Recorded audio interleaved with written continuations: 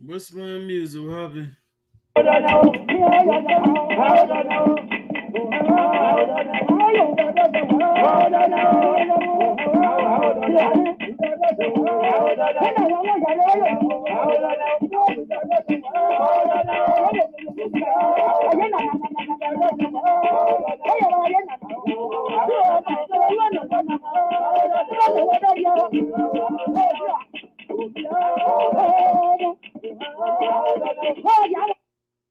Why you stop messing with my music?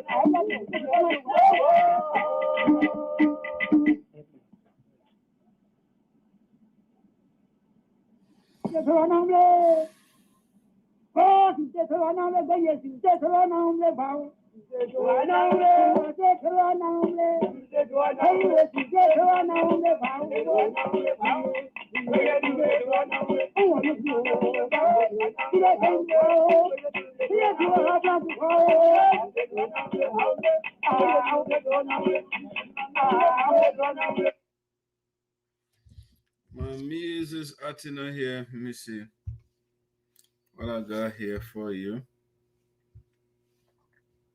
I gotta listen to the elders. Welcome, guys. Welcome to Voices Sign Up. Here, coming your way, a beautiful edition here. You also want you to share the link for us. Let me make sure.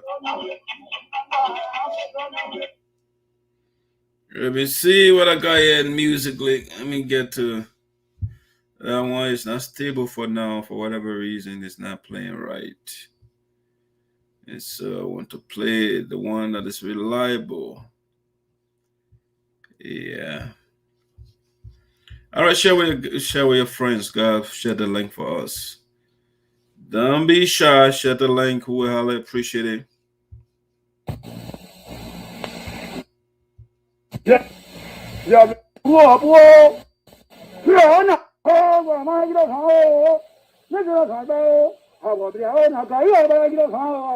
You gotta communicate with others.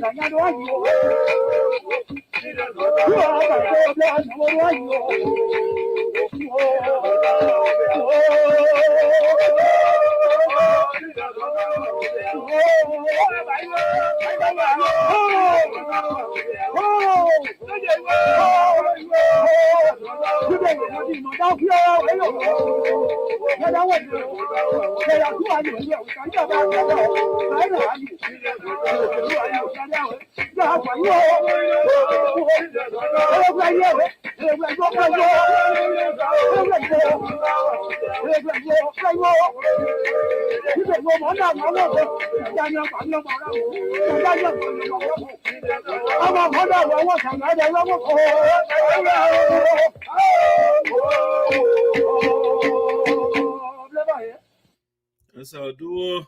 Good, thank you guys. Welcome to Voices of Sinoe. Where's my song? I'll play my song, then we'll start going.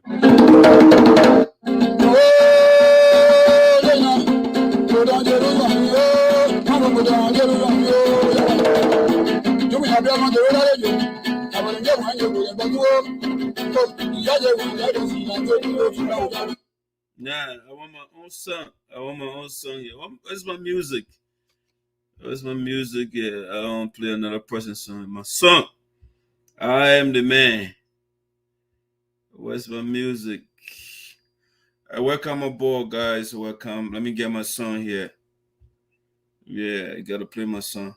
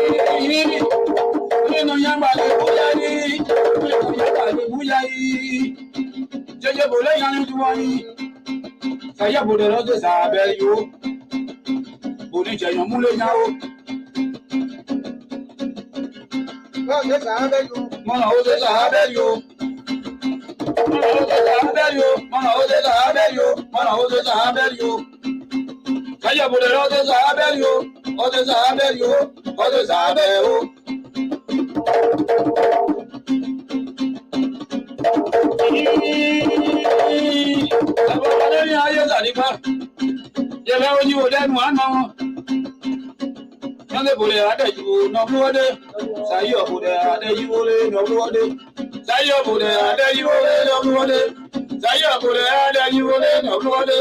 Sayo Bude, ada you ole, no Lord. Oh, Sayo Bude, no Sayo. Oh, they know. Yeah, y'all listen so I can carry the news, okay? Listen.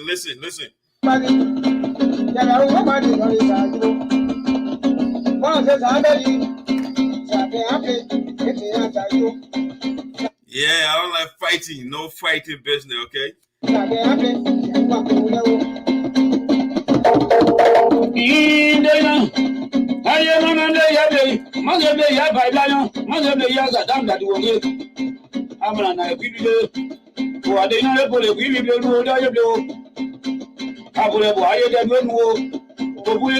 Yeah, let's get together to be a unit, okay? Yeah, the sticks that are together, they can't break easily.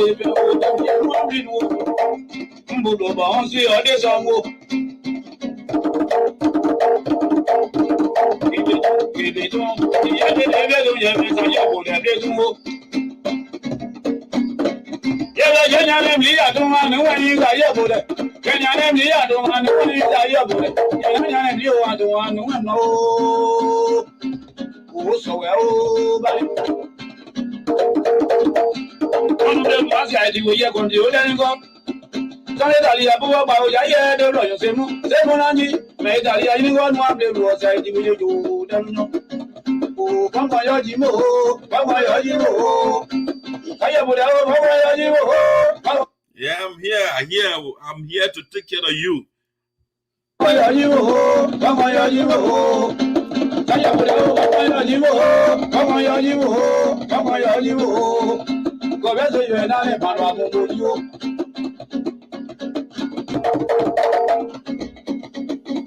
Say, why you laughing? Why you laughing? Share the link for me, please. Can you museum this on go? Can you museum this on go?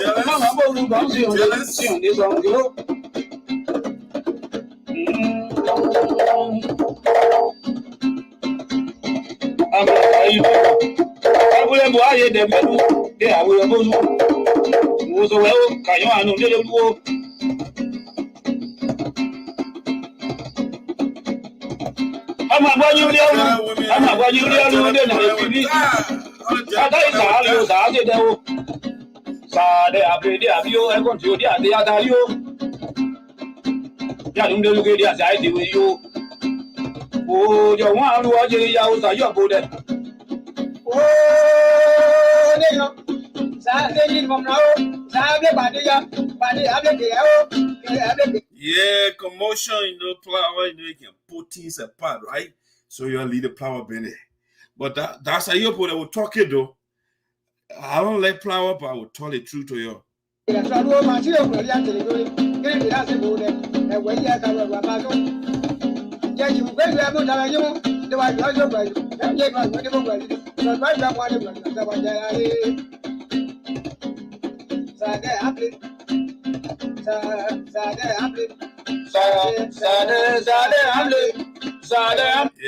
that commotion video every day. I'm making proud, but I don't like it. But I like to talk the truth. Yes. Alright, SADO.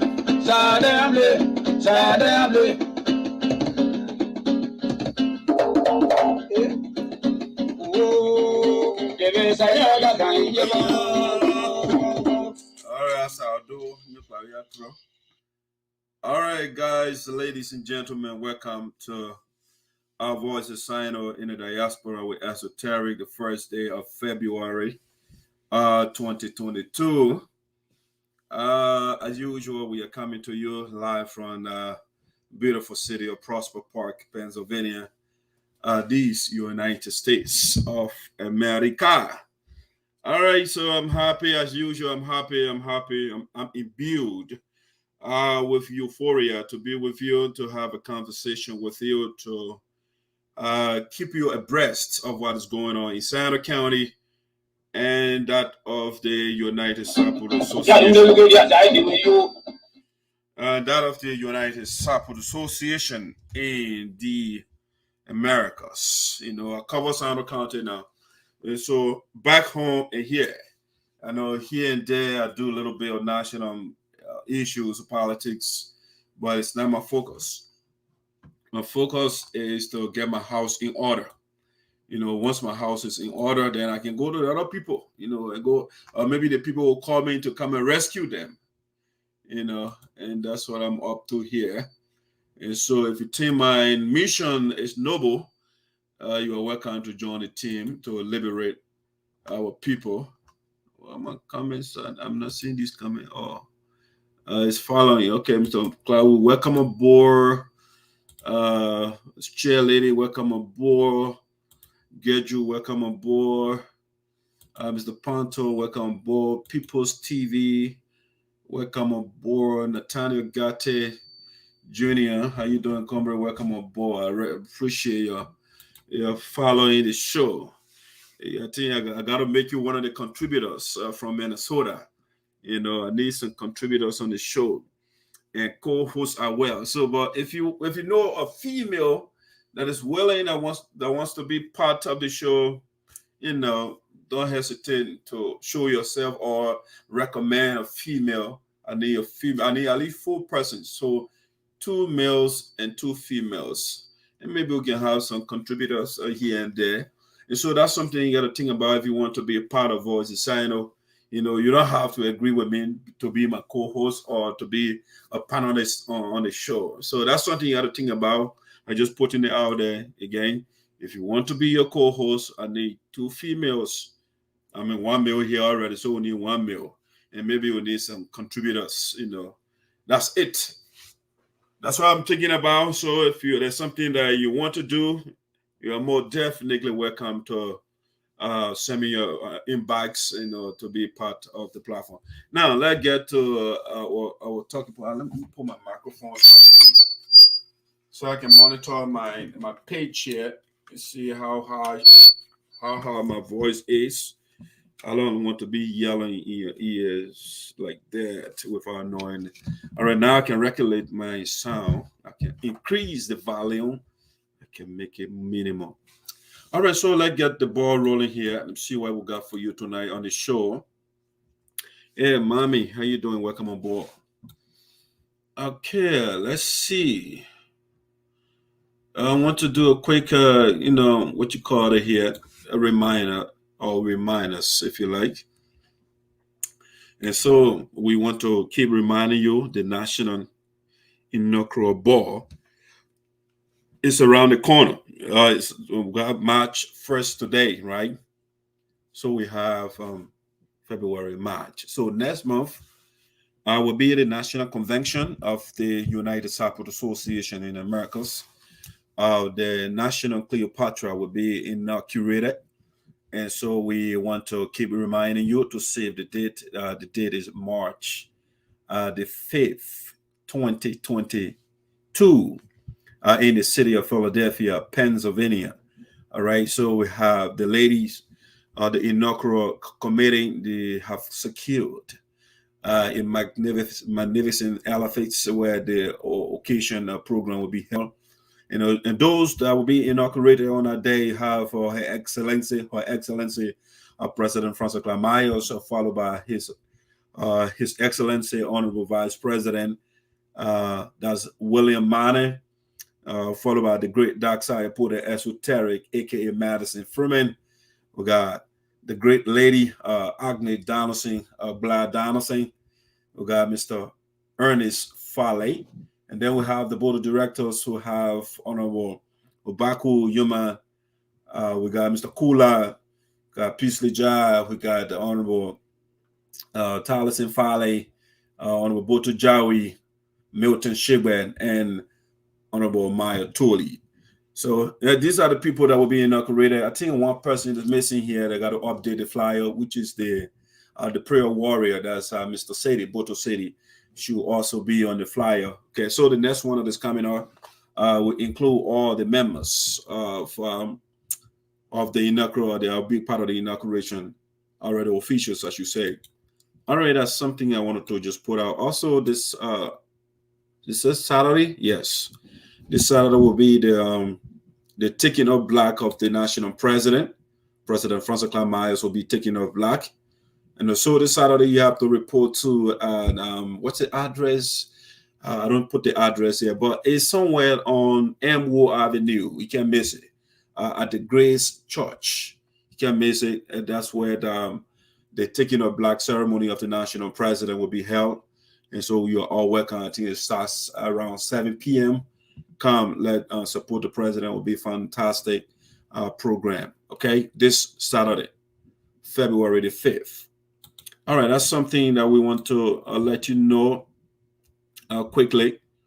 All right, the other day, I think we did the lineup of the new administration of the Iowa chapter, and one member was missing, so we want to just go through that quickly to take the preliminary out of the way here. So we want to showcase the new leadership of the Iowa chapter of the United Cyprus Association in the Americas. And so we have the president is Mr. David Milton. David Milton is the president of the Iowa chapter. The vice president is Abel Morris. Abel Morris is the vice president. We got Franklin Antonin Wallow is the secretary general. We got the treasurer. That's Philomena Jero. Philomena Jero is the treasurer, and we have the financial secretary. I'm told her name is Montel J. Morris. Montel J. Morris is the addition to the team. We didn't get her picture the other day, so that Montel is the financial secretary for the USA Iowa chapter. So we wanted to just show you the officials of that chapter, and we also have the advisor. Let me not forget, we got the advisor here. His name is Eddie. That's Eddie. Yeah, the last name is Capelli. Yeah, Eddie Capelli is the last name. I'm quite sure. All right, so these are the officials again of the Iowa chapter that we wanted to showcase to you, so you can be in the know. All right, I think we showcase the national chairman of the publicity committee, Mr. Kulee Tote. He wrote a beautiful statement accepting the appointment. So a lot going on right now in the union. Everything is on course. You can see the president is getting everything back on course. We were once, the union was once in a terrible place because of lack of leadership, but now things are on the right trajectory now because of right leadership. All right, so I just saw Her Excellency President Francess Clarke Myers to join us. Madam President, you are welcome aboard. All rise, as a matter of fact, all rise. The president just joined us. All right, that's something that I just wanted to talk about. All right, let's get to the meeting here, the meat of the show for tonight. The first thing I want to start with here, I want to start happy birthday to my daughter. Her name Chami, Chami, daddy Chami now, so daddy can born pretty kids. So Chami celebrated her birthday. My third daughter, in terms of age, and she just turned 16. And so, I'm pretty papi now, you know what I'm saying? I'm pretty papi, right? So, yeah, let me show my daughter to you. She just celebrated her birthday. And I want to say happy birthday to Chami. Bam, you see her? Daddy can make pretty babies, you know what I'm saying? So, Chami, Daddy wants to say, I know it's kind of a little belated. It's because of the time we're starting the show of the week. But Daddy wants to say happy birthday to you. You're a bright little girl. You are doing great. By the way, she in Liberia. You're in America. You see how she's looking. Yeah, so you got good parents. They can take care of you now. And so, Charming Daddy loves you so much. Mommy too loves you. The whole family. We want to say happy birthday to you. Enjoy your new age. Let me show you some pictures here. That's Charming. See that Charming for true. Daddy's little girl. Yes. Love you, Charming. I hope the next birthday you will be here to celebrate the birthday with us. For all of us, from Prudence, from Treasure, from Elise, from Virginia, Ruth, to Mommy, to Grandma, and everybody else who want to say it, happy birthday to you. We love you. Mwah, mwah, mwah. All right. That's everybody. Our kisses are given to you right now. All right, Chami, that's my daughter there. Chami celebrated her 16th birthday. And so we just want to do a shout out to her. All right, next thing that I want to start there to continue the show with, that was Chami's birthday. Next thing here, I got a bunch of all the kids, they are scholars, or if you like blue stockings, So my other daughter, Elise, she went on a roll again, and she's the student of the month. So I just want to start a show like that with good news with my kids, Daddy did not just make him beat me out, but the kids are making me proud. They are doing good. They are paying attention. They pay attention in school. Even those that are in the house, Treasure, Prudence, the girls are bright, man. So every day they're correcting us with the English and stuff of that nature. So it's Elise right here. Elise just went on a roll, and we want to say congratulations to her. She on a roll, and she's just a student of the month. And she's been on that for forever since she started school. So Elise, again, I want to say congratulations. We want to encourage you to keep on a good job. I mean, you're making her proud every day. And just keep on that, baby. We love you. Mwah, mwah. Okay, that's Elise right there. She's doing great. Let me see some of the comments are trending. Congratulations to the entire leadership of Iowa chapter. All right, and that's a People's TV over there. We had happy birthday, beautiful daughter. That's the national president. I want to say thank you, Madam President. Happy birthday, Chami. Thank you. Happy birthday. Thank you, chair lady. Thank you so much. All right, that's it. Let me get to the real business here after the girls. Their happy birthday and congratulations, shout outs. All right, let's see. Where do we begin? Let's begin from Sinoe County for a second here. Let's go to Sinoe County and see what is trending from Sinoe. All right, so Sinoe County with the president of the Republic of Liberia, Dr. George Weah, recently purchased some machines, so the 15 political subdivisions of the country, the president, the traditional chiefs of council.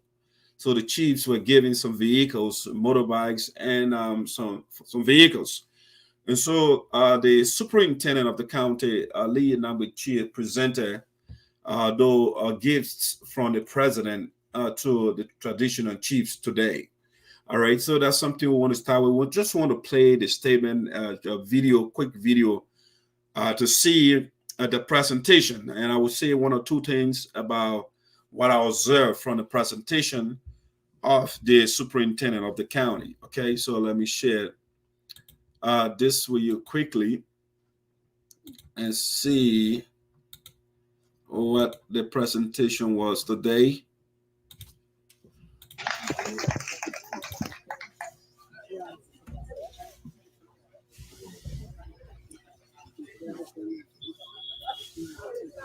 Thank you very much, Patrick. Great seeing you.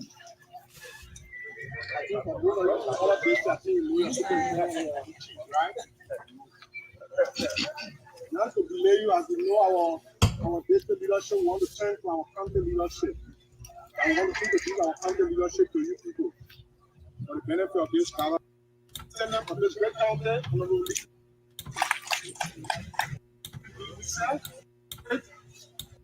and we have in our I want to get Otto Sito. We clap for him. Last year. And we have with us also our plane. We go straight to the briefing and presentation of the President's commitment to the Chief of Sinoe County. And that will be done by Honorable Superintendent Nagbe Chea of Sinoe.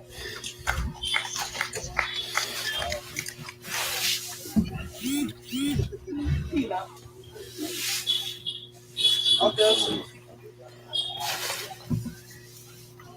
Thank you for the oversight. I don't know why, but I think it met for good reasons. Let's recognize the Chief Regional Council Chair of Sinoe County and the Chairman of the Southeast State Council of Tradition like Kudos. Thank you very much. Good morning. Good morning. Good morning. Still weeks. County Commander of Police, President George Weah, Medical Head of Sinoe, Abundant Said, Fiscal Commander, Auguste Swan, the Barricaded County Inspector of Sinoe County, Lord Mayor of this city for the Supt, our Honorable LIS Commander James Wesseh, our Federal District Superintendent, our Development Superintendent of Federal District, Barbara Assistant Superintendent of Development, who is here in spirit. And let me quickly announce to you that Sinoe, as part of the new Fiscal Affairs Superintendent, is present of Mr. Alvin B. Wesseh, who is over here in spirit. Our client and paramount chiefs, our commissioners, our women leaders, our health team, the Muslims Religion Council, the Christian Religion Council of Sinoe, the Regional Council of Sinoe, members of the Pope Estate, distinguished ladies and gentlemen. Today is an historic day. I'm overwhelmed and glad and happy that I too can be part of this great history making. This is the day that the Lord has made, and all of us have to rejoice and be glad in it. And everywhere we heard from, every speaker or speaker I spoke rather, said there's the first of their kind for us to see. And so that's why I said, here's the day that the Lord has made. Let us rejoice and be glad in it. We bring you greetings from His Excellency Dr. George Weah, President of this nation, who asked us to come perform what we are performing today. The President, he has counted for makes a commitment to our regional leaders, which are going to be the paramount and client and town chiefs. They are pleading and request to the President. They ask him that whenever they are called upon for meetings, they are not mobile. They find it difficult to be transported. In his life, in the President's own wisdom, he thought to ease the issue of transportation for our chiefs.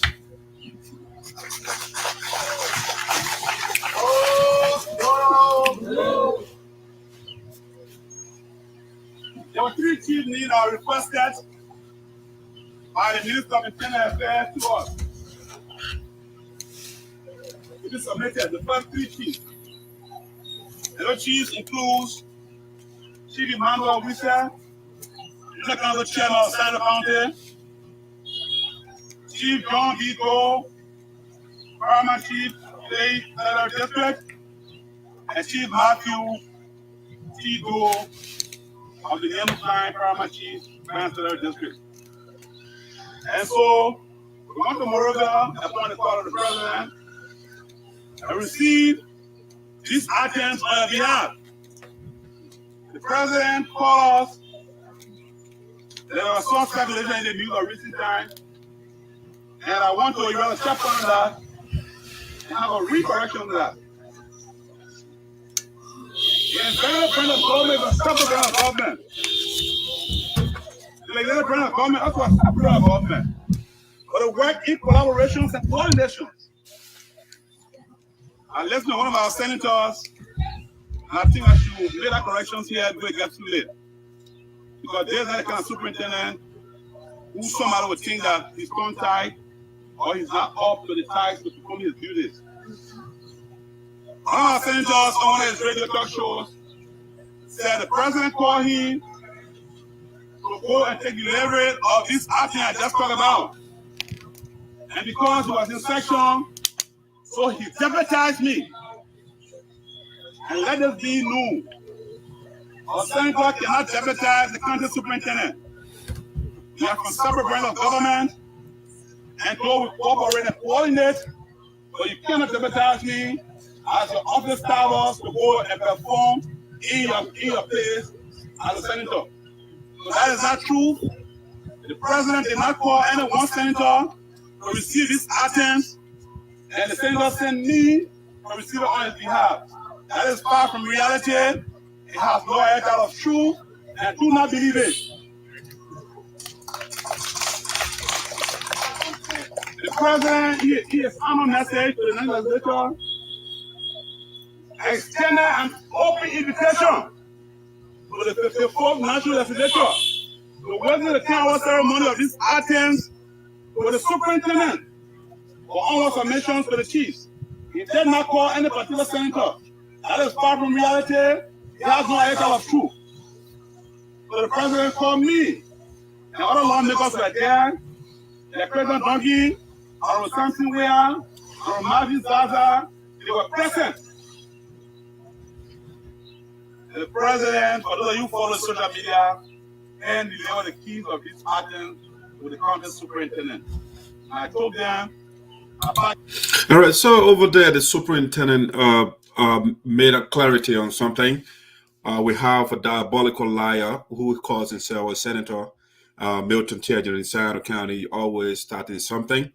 And so he recently told, he went on his what we call Radio Kigali in SADO County, reporting to the people that the superintendent or the chiefs, their items or their gifts from the president gave it to him Milton Teah now, so that Milton would deliver the stuff to the county elders.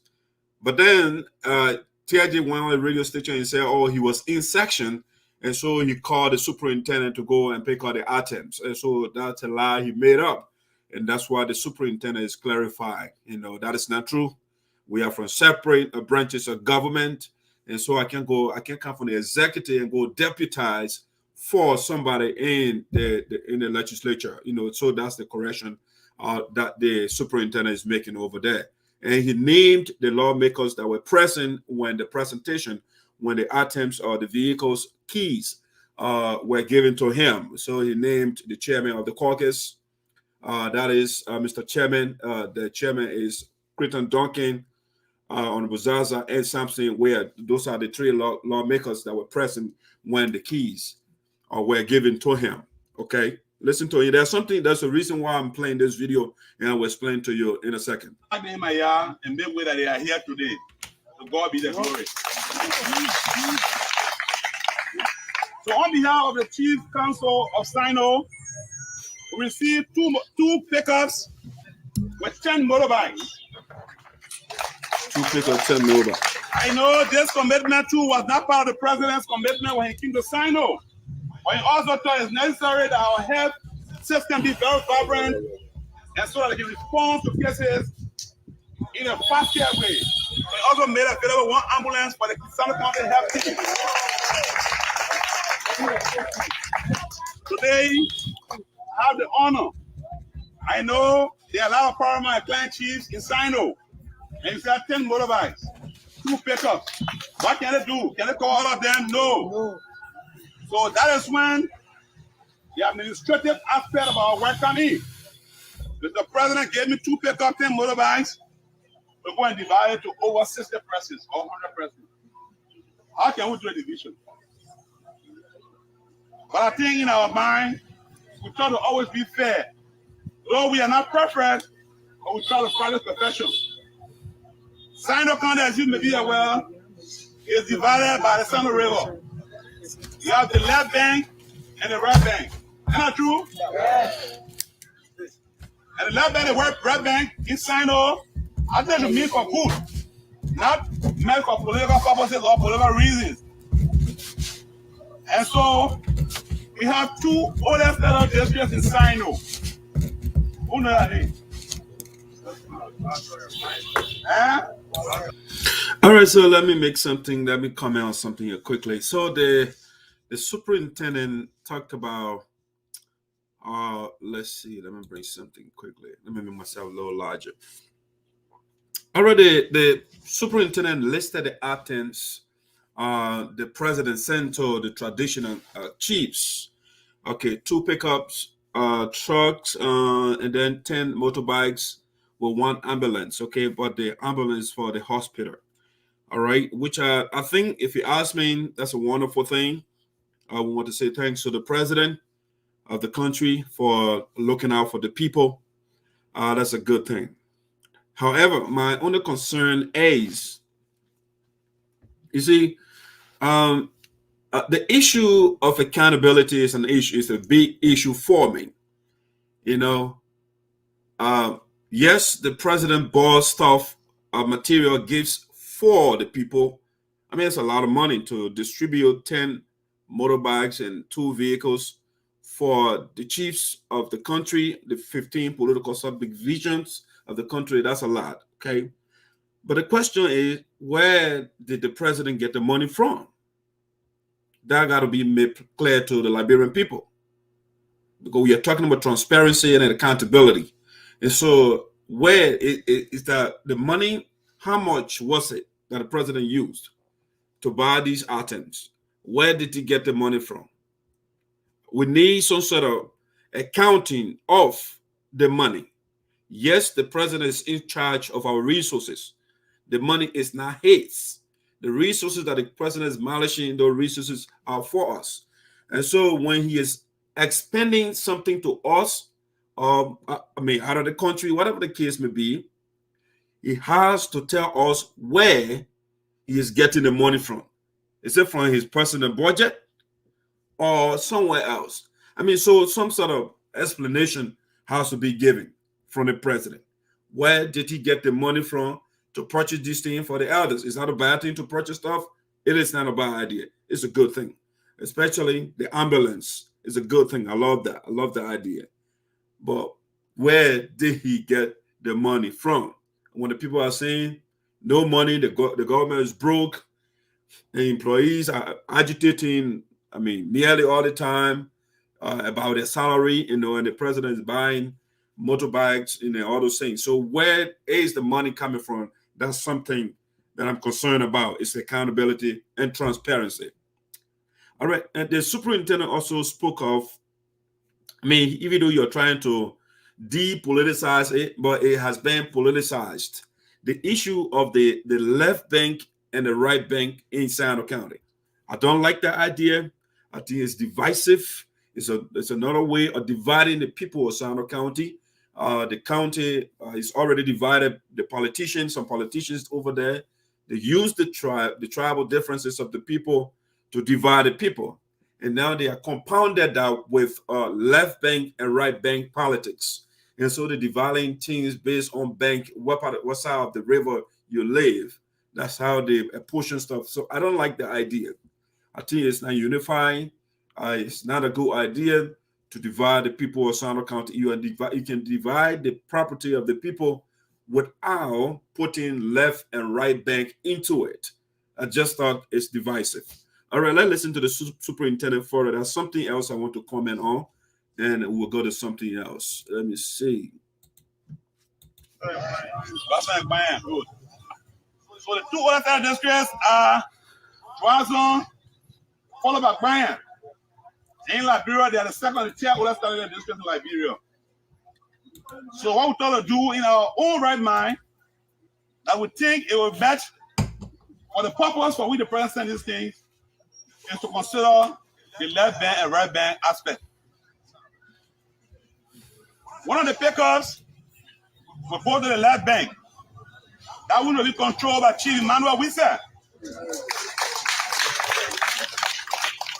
and supervised by the superintendent of that district. And let's get this corrected. The car is in the need of a particular person who's going to take care of it, but it's also for the chiefs of that place.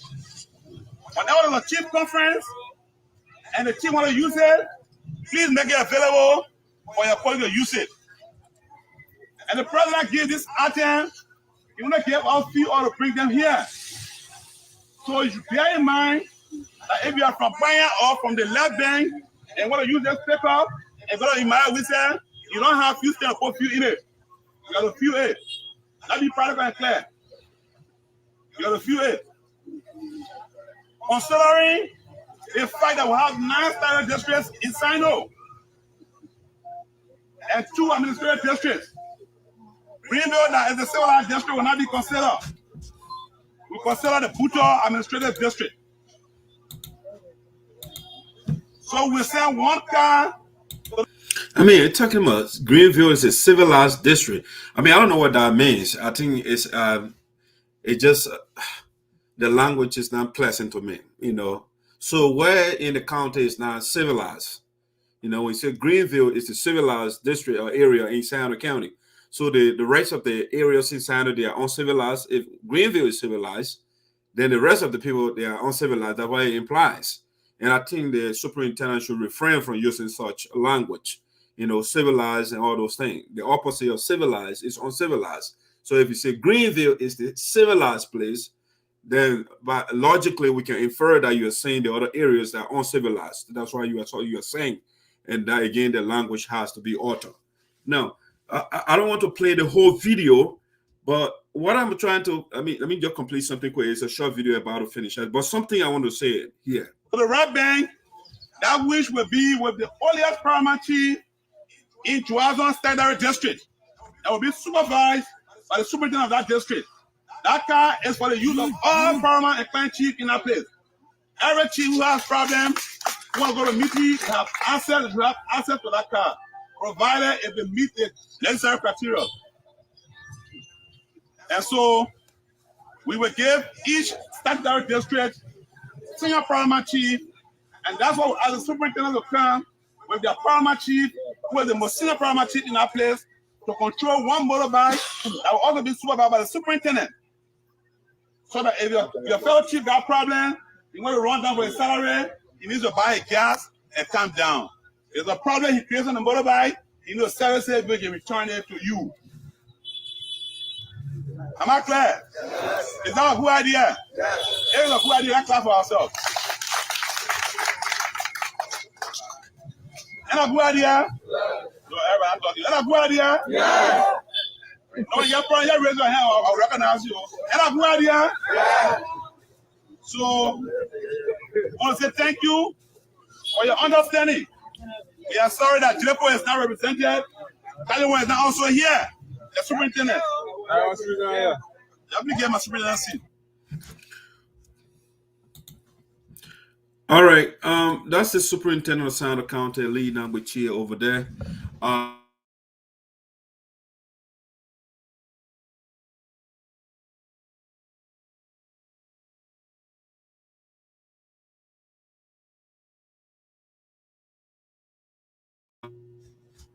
Yeah, so the superintendent Lee Nagbe Chea was how he's presenting the items that the president, the gifts from the president of the Republic of Liberia to the people.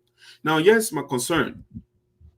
You know, uh, I mean, I grew up in a village. I don't know if some of you grew up with silver spoon in your mouth, and so you don't know the village life. You don't know the traditional culture. I've been somebody who is the representative of the elders and the ancestors. I was raised by the ancestors and the elders. So what they do is when somebody brings something for them, if somebody has something for them, they will send you to go and get it. When you get it, I mean, anyway, as a matter of fact, your parents, when someone like this afternoon, my mom called me to come and go pick up a package that somebody brought for her. Okay. I mean, I was busy, so I wasn't able to get it, but somebody picked it up for her. I mean, by virtue of the fact that somebody picked up something for you, for your parent, it doesn't mean you should be the one to divide it. And that's why that's the problem you have with the superintendent. He went for the president of the Republic of Liberia, called him to go and get the elders their gifts. His job was to get the gifts and deliver it to the elders and leave it with them, let it divide it themselves. You don't tell the elders how they should use their property. You don't do that.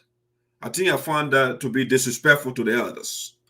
The chiefs, they are very wise people. They know exactly what to do.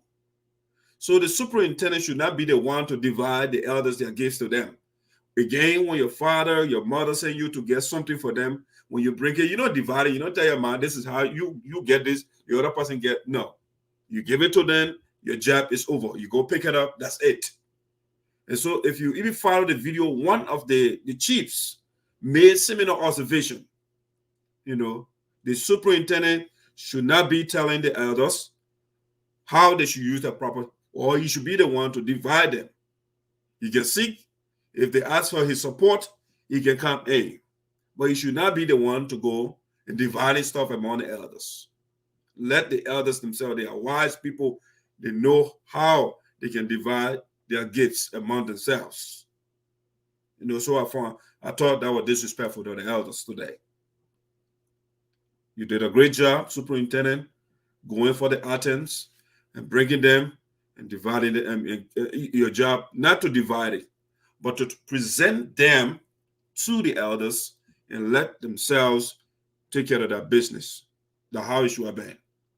But I just thought what the superintendent did today, he makes the elders to look like children, like a bunch of children. And so he has to, share this stuff among them. No, they are not children. They're born you.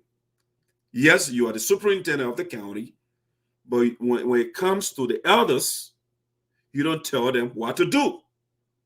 And so I will speak up because I represent the elders and the ancestors, and they are the wise people in the land. When it comes to solving problems, when it comes to distributing stuff, those are the people we go to. So I found that repulsive for the superintendent to be dividing the elders their gifts. I don't like that. You don't divide your parents' stuff. They themselves, in other case, they should be dividing and give you some if they want to. But you can't tell them, hey, oh, you carry the one, you carry the other one. No, it's not part of your job responsibility. It was disrespectful, and will miss that. I must make that point. Bearing the voice of the elders. All right, that's something I wanted to talk about. That's the superintendent of Sinoe County. And so when they're doing the right thing, he did great. He went there, brought his stuff, he was transparent, brought everything before the elders. That was it. You should have just stopped right there instead of telling the elders, oh, I don't want to divide it. No, you shouldn't be the one to do that. All right, let's see. I got another quick video here, and I'll be done with Sinoe County for now.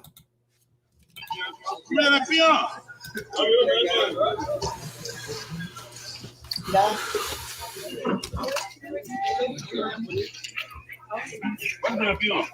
Yeah, I need you here.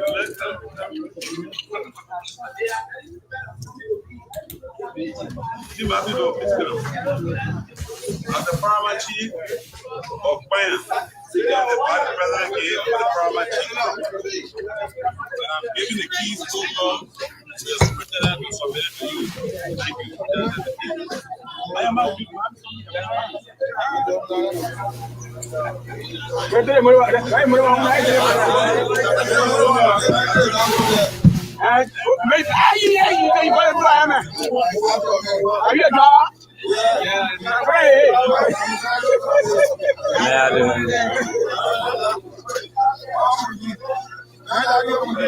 Steve John Doe today.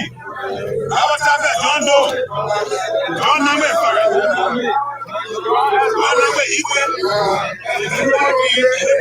It's for the power machine. Yes, you know, so for the day. You say wisely. That's what the president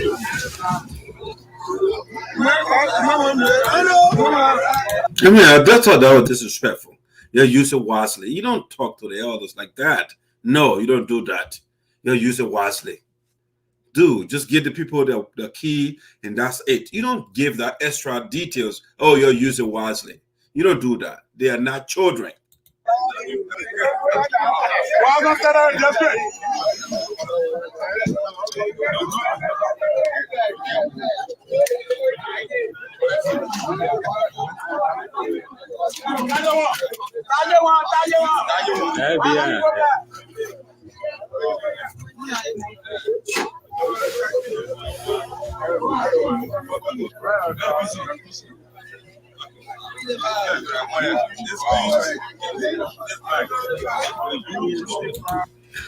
All right, guys. Just to show you a little bit of what is going on in SADO County. There, the chiefs, their gifts from the president of the republic, the superintendent, deliver the stuff to the people, and that's something I wanted to just show you from SADO County. Let's go to something else here. Let's see. All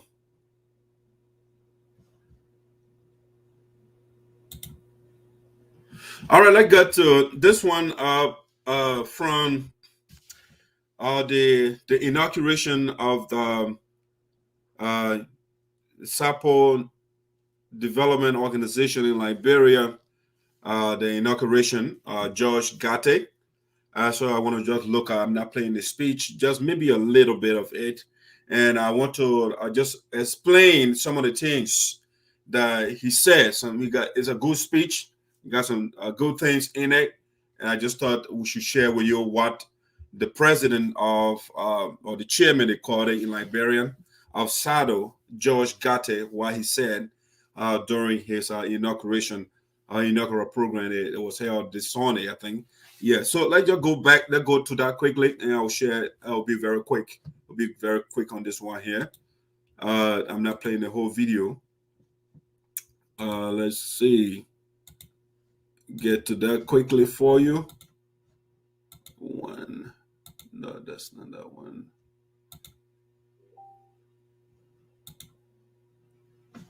All right, let's see.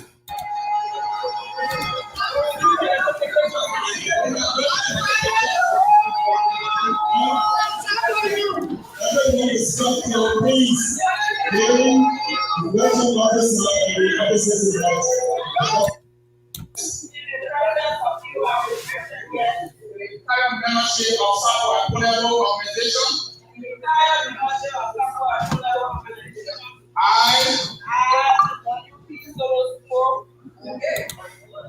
Barry S. I feel that color of basic.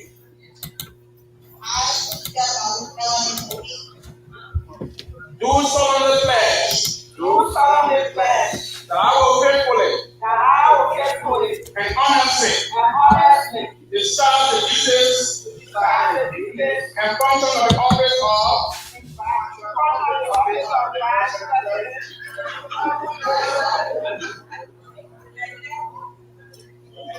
Of SADO.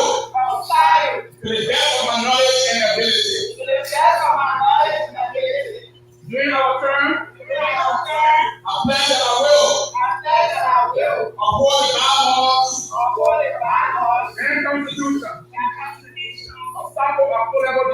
organization.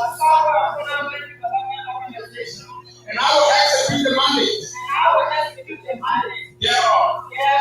Without fear or favor. And I will judiciously ensure the unity of SADO. So help me God.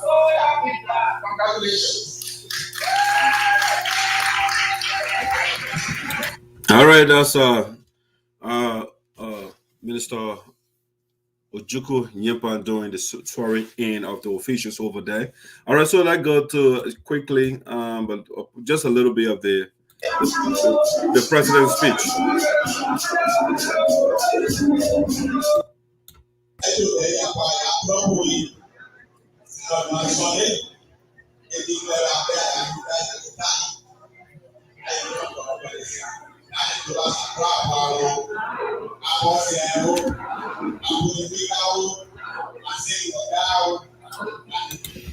You know, I must first say I like the fact that he began his speech with the original language.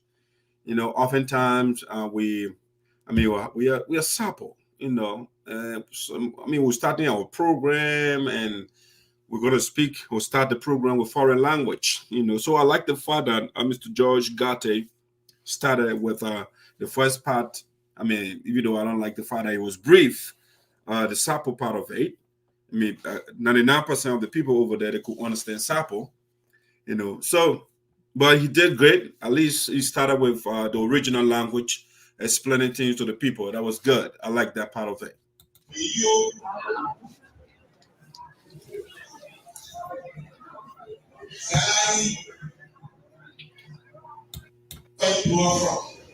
He says, most times when they ask you to feed when you are saying you want to be possible.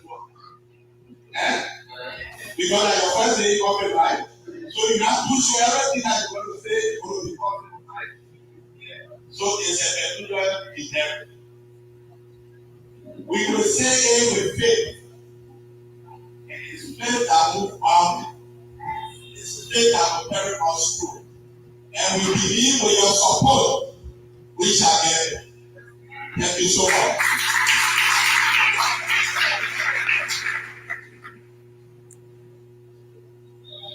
As you can see, we are teaching. We try not to do the same thing over and over with the same result. So for the first of its kind in the history of the Sapo community or the Sapo Equitable Development Organization, we were able to have 3 distinguished ladies among the leadership to make decisions. I think it's a platform. Yeah, I like that. I like the women empowerment aspect of it. That's pretty good. I like that. I mean, if you look at our country, you know, our mothers, some of them, they are very, very smart, if not all of them.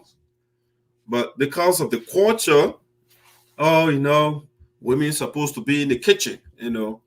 And so as a result, they only send the men to get formal education. And so as a result, when it comes to decision making, our mothers are not on the table, you know. But George Garteh is saying, you know what, we can't keep doing the same thing over and over and expect different results. And that's a definition of insanity according to Einstein. You know, so he said we brought 3 ladies on board so they can bring the ideas as well. So the vice president to him is a lady, and I think the treasurer and somebody else. You know, so they got 3 females. So that's pretty good. You know, let's get our ladies. They're very, very intelligent people. And that is why right now the union, the United Sapo Association as well, in the Americas, who have a female president. You know, we got a lot of females on board because the ladies are as intelligent, or if you like, some of them, they are far intelligent than the men, you know, but that patriarchal culture we have back home, all men should be on top of everything and women should be relegated to the kitchen. Judge Garteh said that should stop, and I support the idea. So I want to say kudos to him. Now, during the speech, I'm not playing the whole speech, like I said already, but during his speech, these are a couple of things that he highlighted, at least that I got from it, or what he's going to be doing. He talked about they're going to be breaking ground for a hall. Because he said they have been using the GW Gissing or hall for whatever years. He don't know exactly. He doesn't know.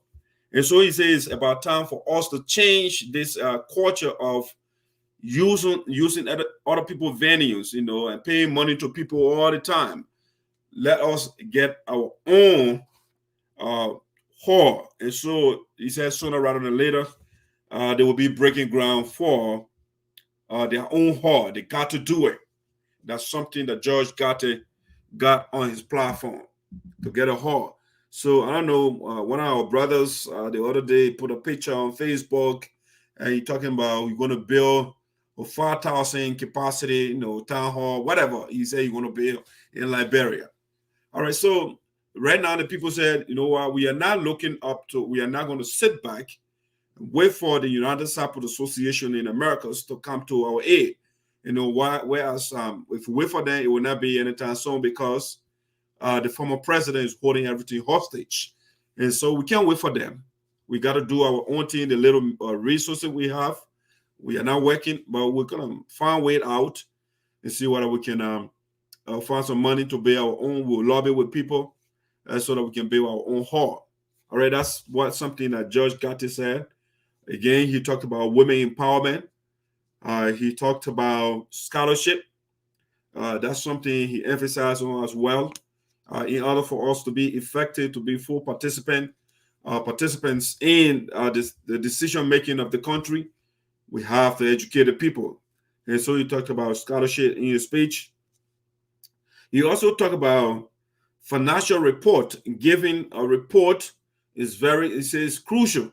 And so every time they have anything that has to do with money, they will make a report. And so he emphasized on transparency and accountability, something that was lacking on Mr. G. Dio that brought us to where we are today.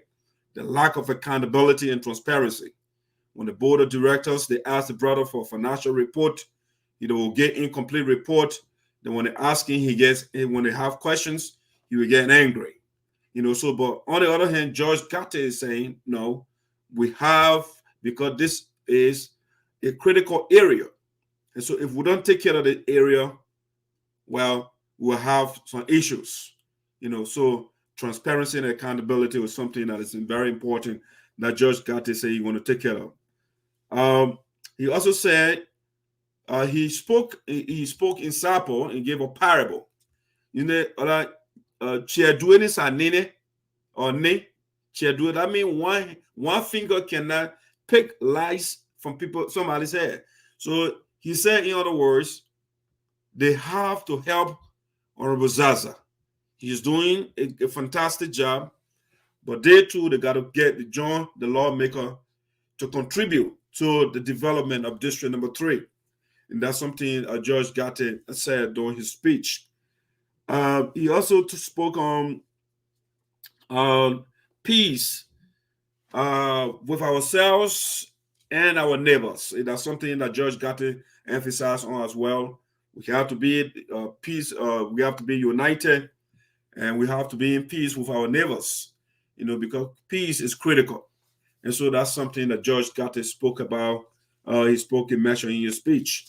All right, so I think those are the tips I took from his speech overall. And that's the overall of the speech. The guest speaker, of course, he spoke. I told you the other day.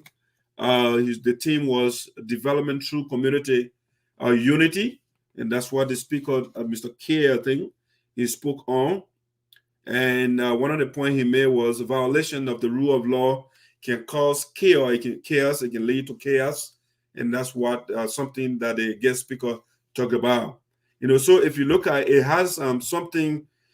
Some correlation with what George Garteh said when he said, let's be transparent, and he talked about, and then the guest speaker talked about, rule of law, because when you are you are operating on the rule of law, you have to be transparent, because the rule of law, it prescribes certain things that you got to do as a leader, so that's the guest speaker talked about violation of the rule of law, it leads to chaos. And that's exactly what we have in the United Support Association. Our president refused to obey the rule of law. If you listen, if you pay attention, they say rule of law. It's not rule of man. All right. We are not under the rule of man. And that's why we establish law so that we can be ruled by law. All right. But our president, he set the rule of law aside. He wants to rule the organization. He wants to be the ruler. And that's what the problem is in the organization. All right. So that's the community, the guest speaker emphasized on that. And he talked about unity. Also, as well, he talked about transparency. Okay, so George Garteh also talked about transparency. So you can tell it's very important that everybody is talking about being transparent. Whereas our man, he doesn't. He doesn't make any report. When they ask him for a report, he's angry. You know, when he does something, he doesn't make report.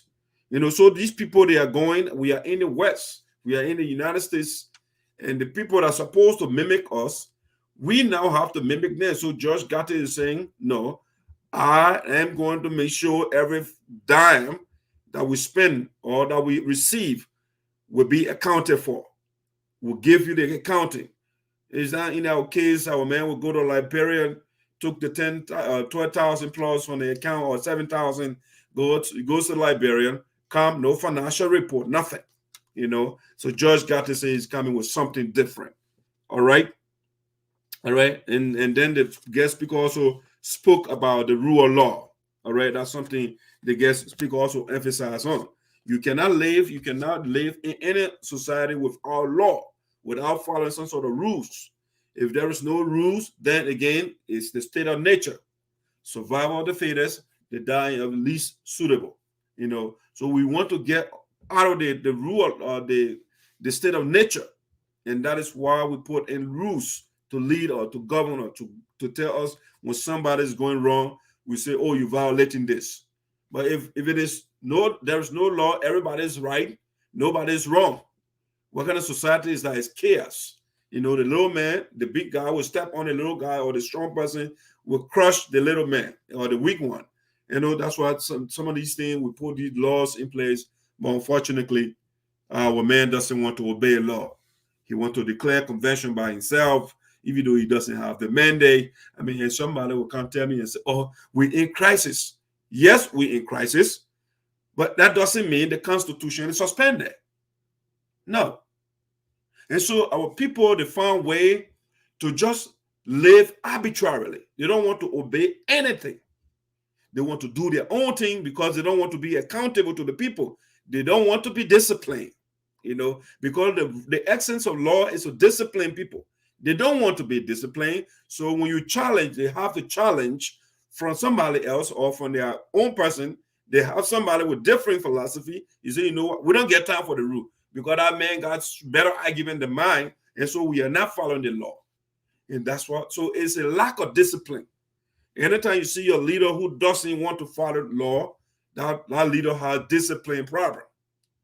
Yeah, that's a lack of discipline. All right, now let me go to something else here. Let me take you quickly to Sinoe County again. All right, so this one, we reported to you, Alvin B assumed office as Fiscal Superintendent of Sinoe County. All right, so right now, maybe we don't know. Now that we have Fiscal Superintendent, we have some money. The superintendent reported at one point. Yeah, at one point that, you know, because of lack of fiscal superintendent, that's why Sinoe County, there was no development going on. They had $200,000 in the cover, but it's not being used because there were no fiscal superintendent. But now Sinoe County has one. Alvin B was confirmed. He now took office. I think there's the letter here, his confirmation letter, a communication here. So I want to read that to you so you can hear it. They say here, Honorable, so the date here, let me read the date, is January the 27th, 2022. Honorable Alvin B. Wesseh. I don't know, every time somebody gets position, then the person automatically becomes an honorable. I don't know. It's a situation in Liberia, they give you a job now, then you're honorable. I don't think you become honorable by a title, by just getting a job. You become honorable based on what you do. So honorable is a title that you earn based on what you are doing, your performance, the way you deal with people, your credibility, and those things. It gives you the title honorable. But in Liberia, once you get a position, hey, you are honorable. All right. So now here you got they say, dear Alvin, we said. Let me see, Honorable Alvin B. Weah'S, Chea of Sinoe County Local Government, Ministry of Internal Affairs, Monrovia, Liberia. But then they say it in Chea of local government.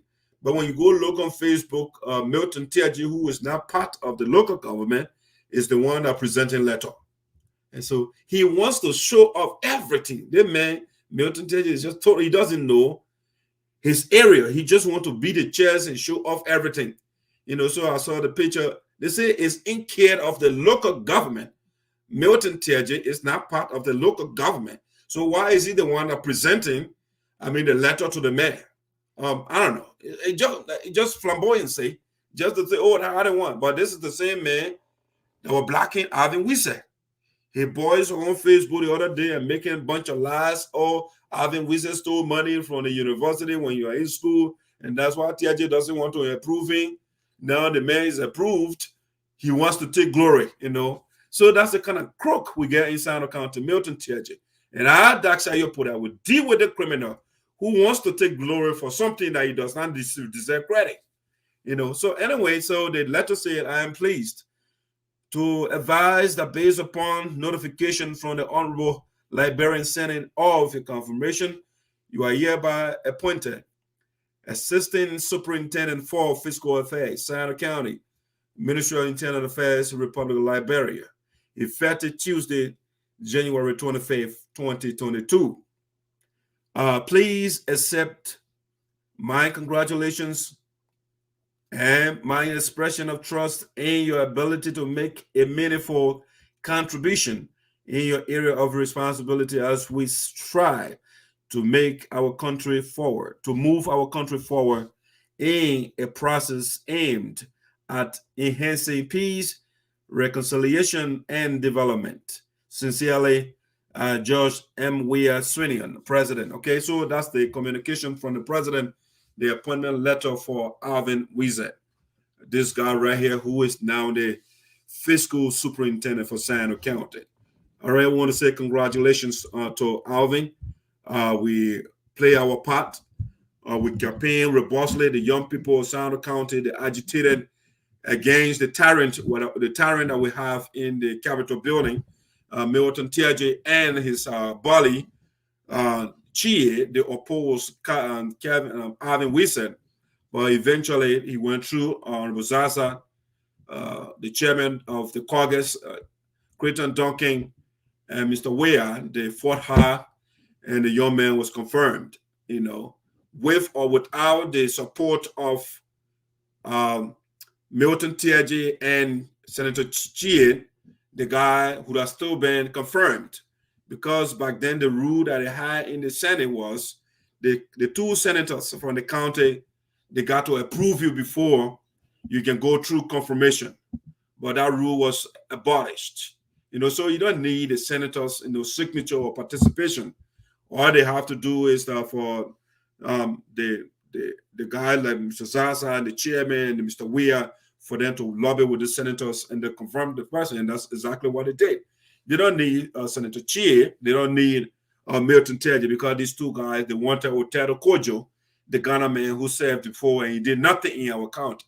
And so this confirmation should have been something easy, but the tribal lies, the whole thing, the personal lies, and it goes forever in Sinoe County because of the lack of fiscal superintendent. No project has been undertaken on leading Nagbe Chea. So that's something we want to let you know. We want to say again, congratulations to Mr. Zarzar, Samson Weah, and Creighton Duncan for the wonderful job for making sure that at least one of our sons is now employed. He has source of income. He can help some people out and his family. And that's how it's supposed to be. Now, something else that I want to talk about. Otello, how you doing? Welcome aboard. Mercy, how you doing? Welcome aboard. Let me go to the next thing that I want to talk about tonight on the show.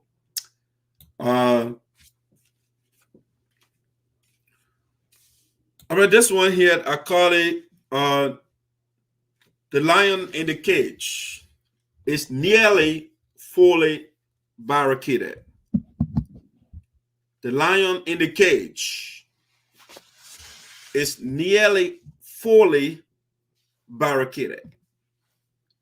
All right, if you're somebody who follows the happenings within the USA, you will know where this language is from. The lion in the cage. If you find out I put it in court, those are not my words. That's what it means. You know, that's why I put it in court. Quotation marks over there. Let me end the screen sharing here. All right, so the lion in the cage is nearly fully barricaded. Okay, you have to understand when the former president of our union, Mr. George Weah, when he went in our account without the board approval and took 7,200 and change and went to Liberia and to dance. When he came back, when the board saying the reminder letter that his time was over, he wrote a post on Facebook and said, "The lion is in the cage." You know, so the communication that not the lawmaker, but the board of directors, they sent to him, that letter put the lion in the cage. I mean, the lion that's supposed to be out there in the woods and hunting when he's hungry to go grab all the animals. So when the board of directors, when they sent the communication, the lion went in the cage. Okay, it went in the cage, and since then, the lion has been in the cage. At a certain point, the lion came out. You know, it turned into a hurricane. They told the people to roll up our sleeves, you know, because coming, you know what hurricanes they do now? They break things apart. And also the hurricane of Mr. George is still blowing in the union, by the way, that we can say, because the union is divided. And so the hurricane that Mr. George called is still blowing in the union. But under the watch of President Francess Clarke Myers, the hurricane has abated because of the mandate of the General Assembly with respect to going to court. You know, the hurricane was all over the place where the wind was blowing, the tree was falling, the building was collapsing, the bridges were falling apart, the vehicles rolling all over the place. But now, since the lawsuit was initiated, the hurricane abated. All right, slowed down substantially. All right, the hurricane, as a matter of fact, is not blowing anymore because we don't see an emergency vehicle. We don't see the nurse, Madam Clement Ross, doing Hamlet maneuver and giving people compressions and those things. So, so far so good. The hurricane, it has gone away, and so the hurricane has metamorphosed into later on, metamorphosed, as you say, into a lion. And so the lion was chasing people all over the place.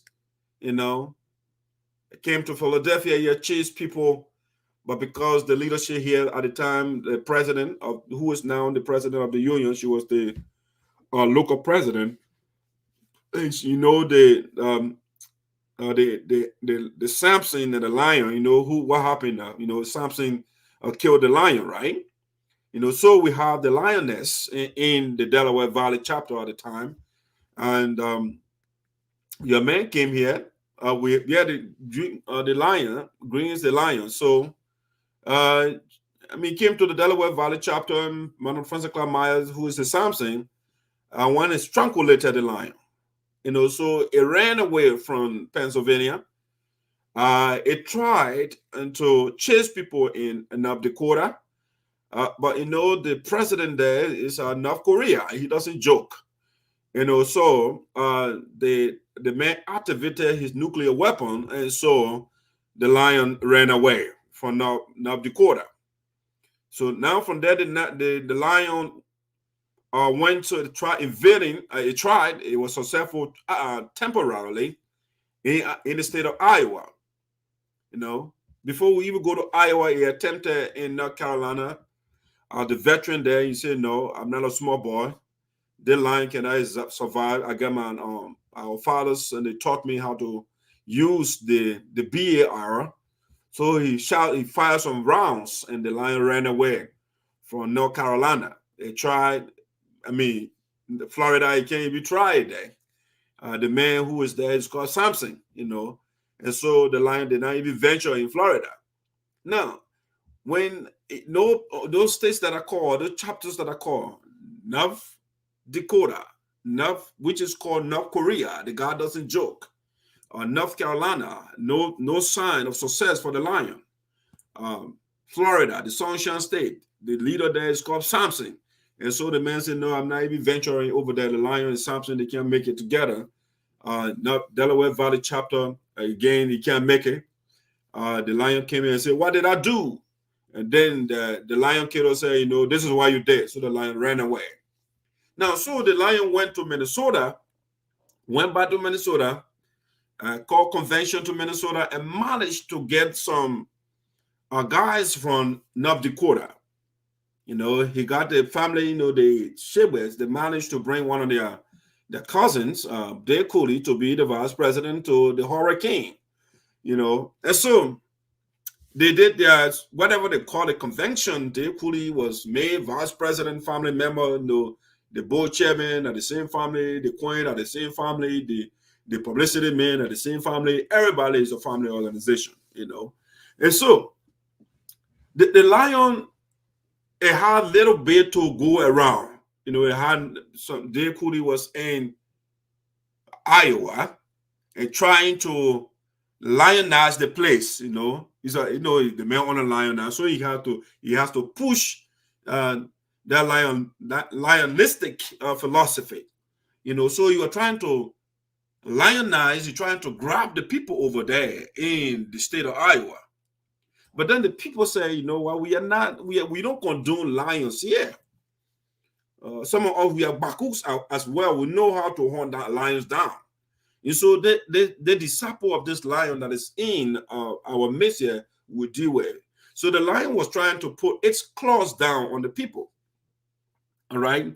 And so, the lion thought it was smart, went and took the people money and all of that. But now, so Iowa now is not in the grasp of the lion anymore.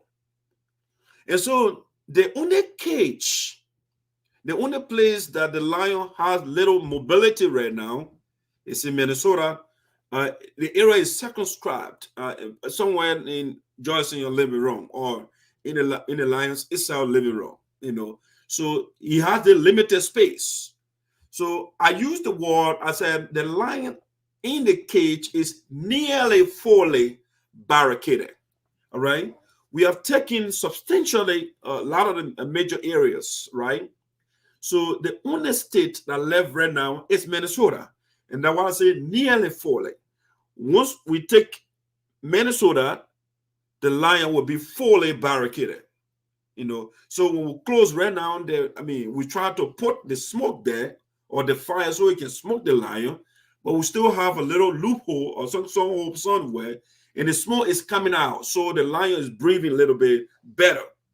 So our goal right now, since Iowa is not in your favor, since North Korea is not in your favor, or North Dakota, since North Carolina is not in his favor, so Florida is not in your favor, since the Delaware Valley is not in your favor. Now, the lion is nearly fully barricaded. We have done in no time, in less than 1 year in office, President Myers has been successful in putting the lion where it belongs, in the zoo, in the cage. It does not belong among the normal people. It's a lion is a quadruped, and we are biped. So that the quadruped and the biped, they don't belong in the same area. Some quadruped, we can allow them, like, cat, dogs, they are quadruped, 4-legged animal, by the way. That's why be quadruped. We are biped, 2-legged animals. So we are trying to continue, and President Myers has been quite successful in containing the quadruped, the lion, in the cage.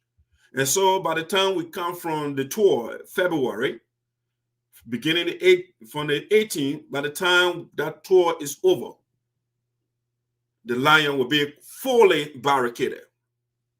it will be in the cage. Right now, the lion cannot breathe properly. I mean, it's trying because of the little loophole it has. You know, you have the marionette of the lion, what you call him, Casey Wally in Minnesota. The president, one of the representatives called him and said, "Oh, the national president is coming. We still recognize you as a president, chapter president in the union. The president will be coming." The man said, "Oh, I don't recognize the president. I only recognize the lion in the cage."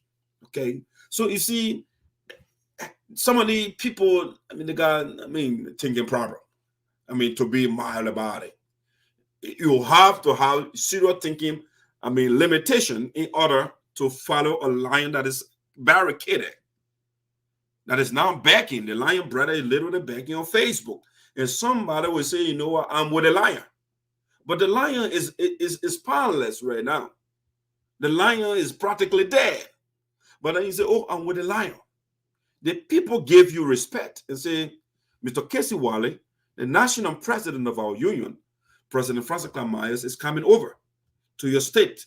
We are not dismissing you. You're still a president for one of the chapters here. And so the national president is coming in your area. We want to give you that courtesy." And the guy went and disrespected himself, or he took the honor from himself. Just the same way the other guy in Iowa, what you call him, who calls himself board man, board chairman, knowing that chapters don't have board members anymore. And so, I mean, the people that don't know what is going on in the union are the ones that want to be beating their chests. I mean, that not Dave Kulee, but what's his name? Yema, that my human man, he doesn't know. He hasn't been to any convention, so he doesn't know that there is no chapter board members anymore. No, we don't have. It was first, we had the local chapters, boards, representation. They dissolved that. We went to, like say, North Dakota. The board members, they were reduced to 9, you know.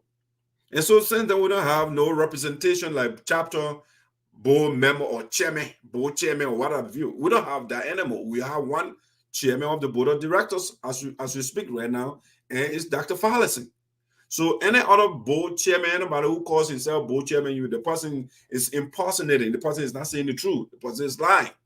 And so the president reached out to Mr. Yema and told him, "Oh, I'm coming to Iowa," giving the cut to say, "Oh, the same thing. I'm with a lion in the cage. I'm not with the union. I want peace, but I'm with Green Code deal." And so it's the same thing Casey Wally did. They called Casey Wally, "Oh, sir, to give you that respect, the president, the national president, will be in your area pretty soon. And so you can prepare the venue if need be, if you want some money to be disbursed so that we can secure the venue for the president.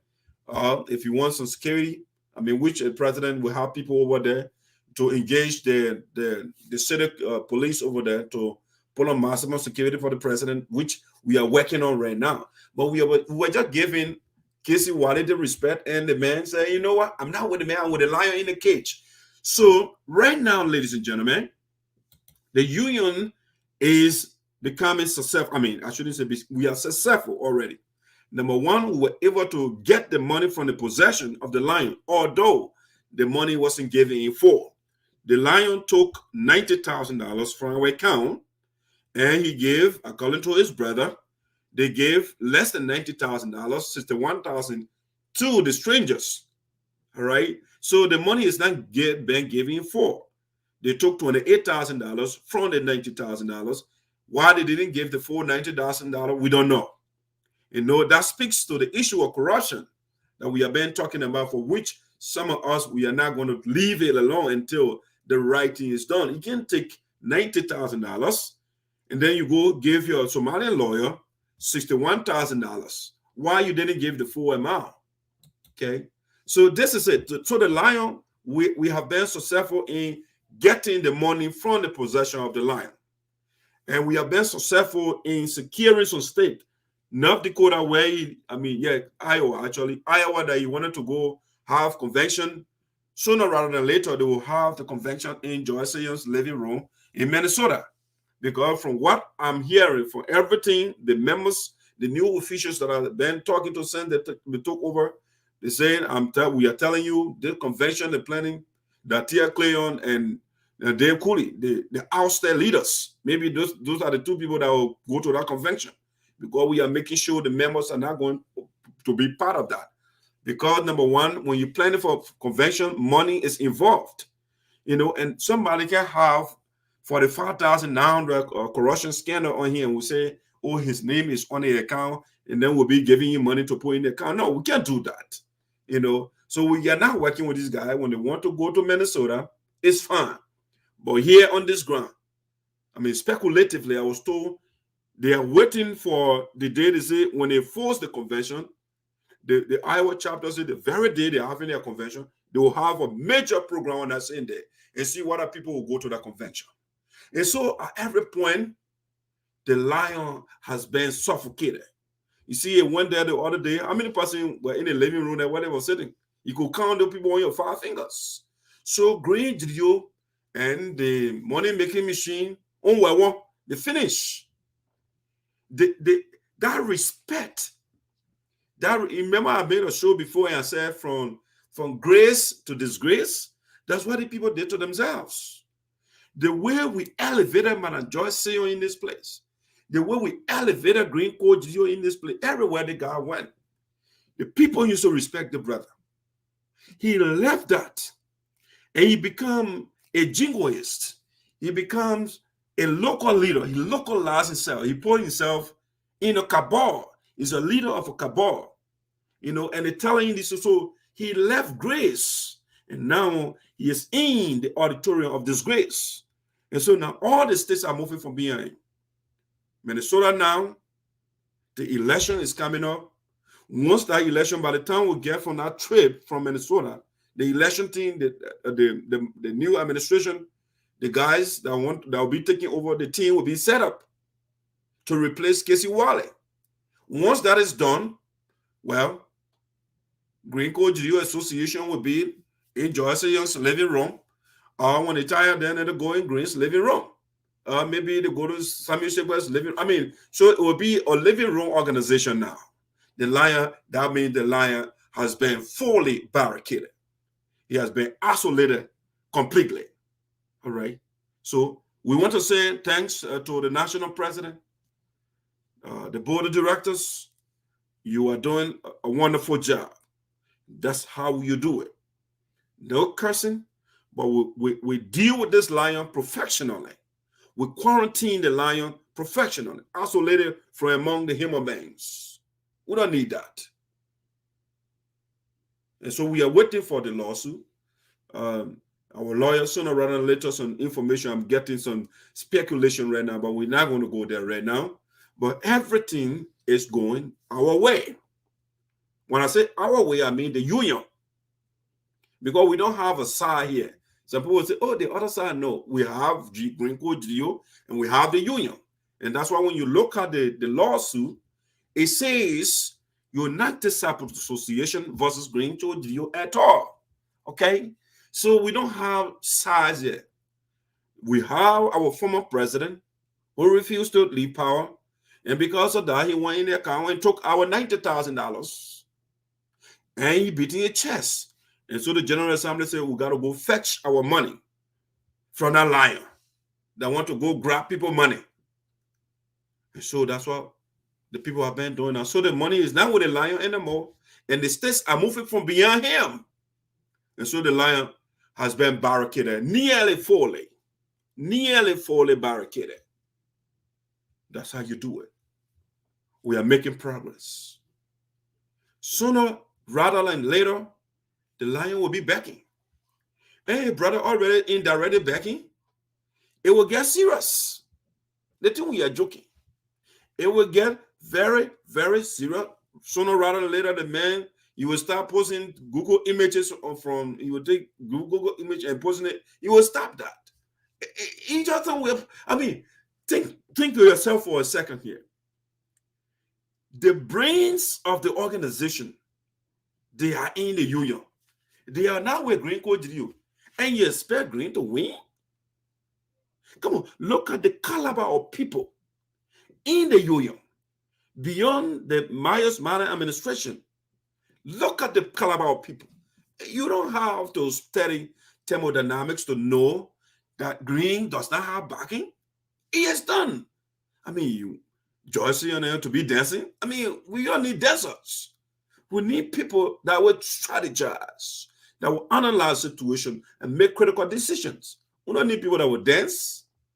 That who you're going to bring Samuel Shekwe in front of Dr. Fallacy, that even Dax are here put in the first place. I mean, who there? The elder is there at Sion, but the elder now, I mean, come on, he is reaching the age of senility. I mean, the man is an octogenarian now.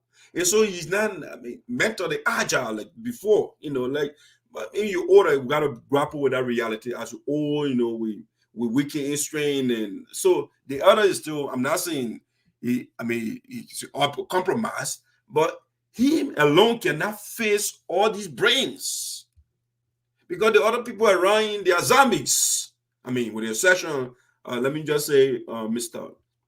Andrew Sua, smart man, but he put his head in a box. He put his head in the wrong box. Very smart man. I still got respect for him. No, let me come and backtrack a little bit. Andrew Sua, I still got respect for him. Mana Ross, I got some respect for her. She took out $28,000 and she joined the corruption. And so, I mean, I used to have 100%, but right now I only get 2% respect now. Yes, 2%.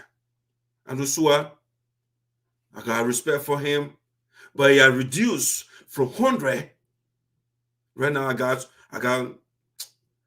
40% respect, because you cannot support somebody who is corrupt. You can't do that. You cannot write a document, beautiful document, and you are not obeying what you put on paper. Mr. Sua can't do that.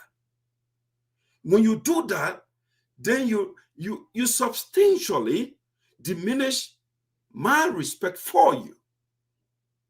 You cannot go to work like Slabby Snake said. You had sleepless nights to write a document. And time for you to obey the document, you say, no, I obey that document for which I have sleepless nights. Then why you have sleepless nights for? I thought you want a structure in place for us to have some structure, something to guide us. But you trash the document. You told us in elementary English in North Dakota, before a dime is taken from the account, a voucher should be sent to the board of directors. They should approve it before you can take the money. If you don't approve it in 2 weeks, then the president can go take the money. You send a voucher the same day, the same hour. The people say, no, don't take the money.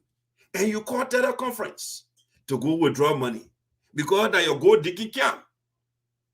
And the guys that wrote the document that gave out those resolutions, they don't see anything wrong with that. And they are backing a lion that is caged, or caged lion, a toothless lion, a lion that cannot bite. You can put your hand in the lion mouth and it can't bite you because all the teeth have been removed. So the lion is edentulous, a toothless. It has no teeth in its mouth. So the lion is nearly fully barricaded.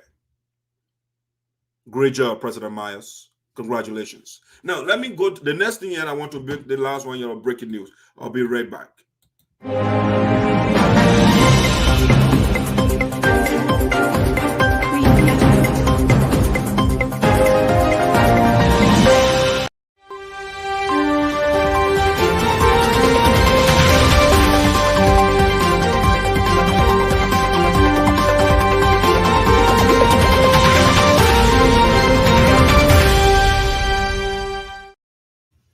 All right, so the breaking news here, ladies and gentlemen, Dave Kulee and Teah Kloyan issued threat in the land of law.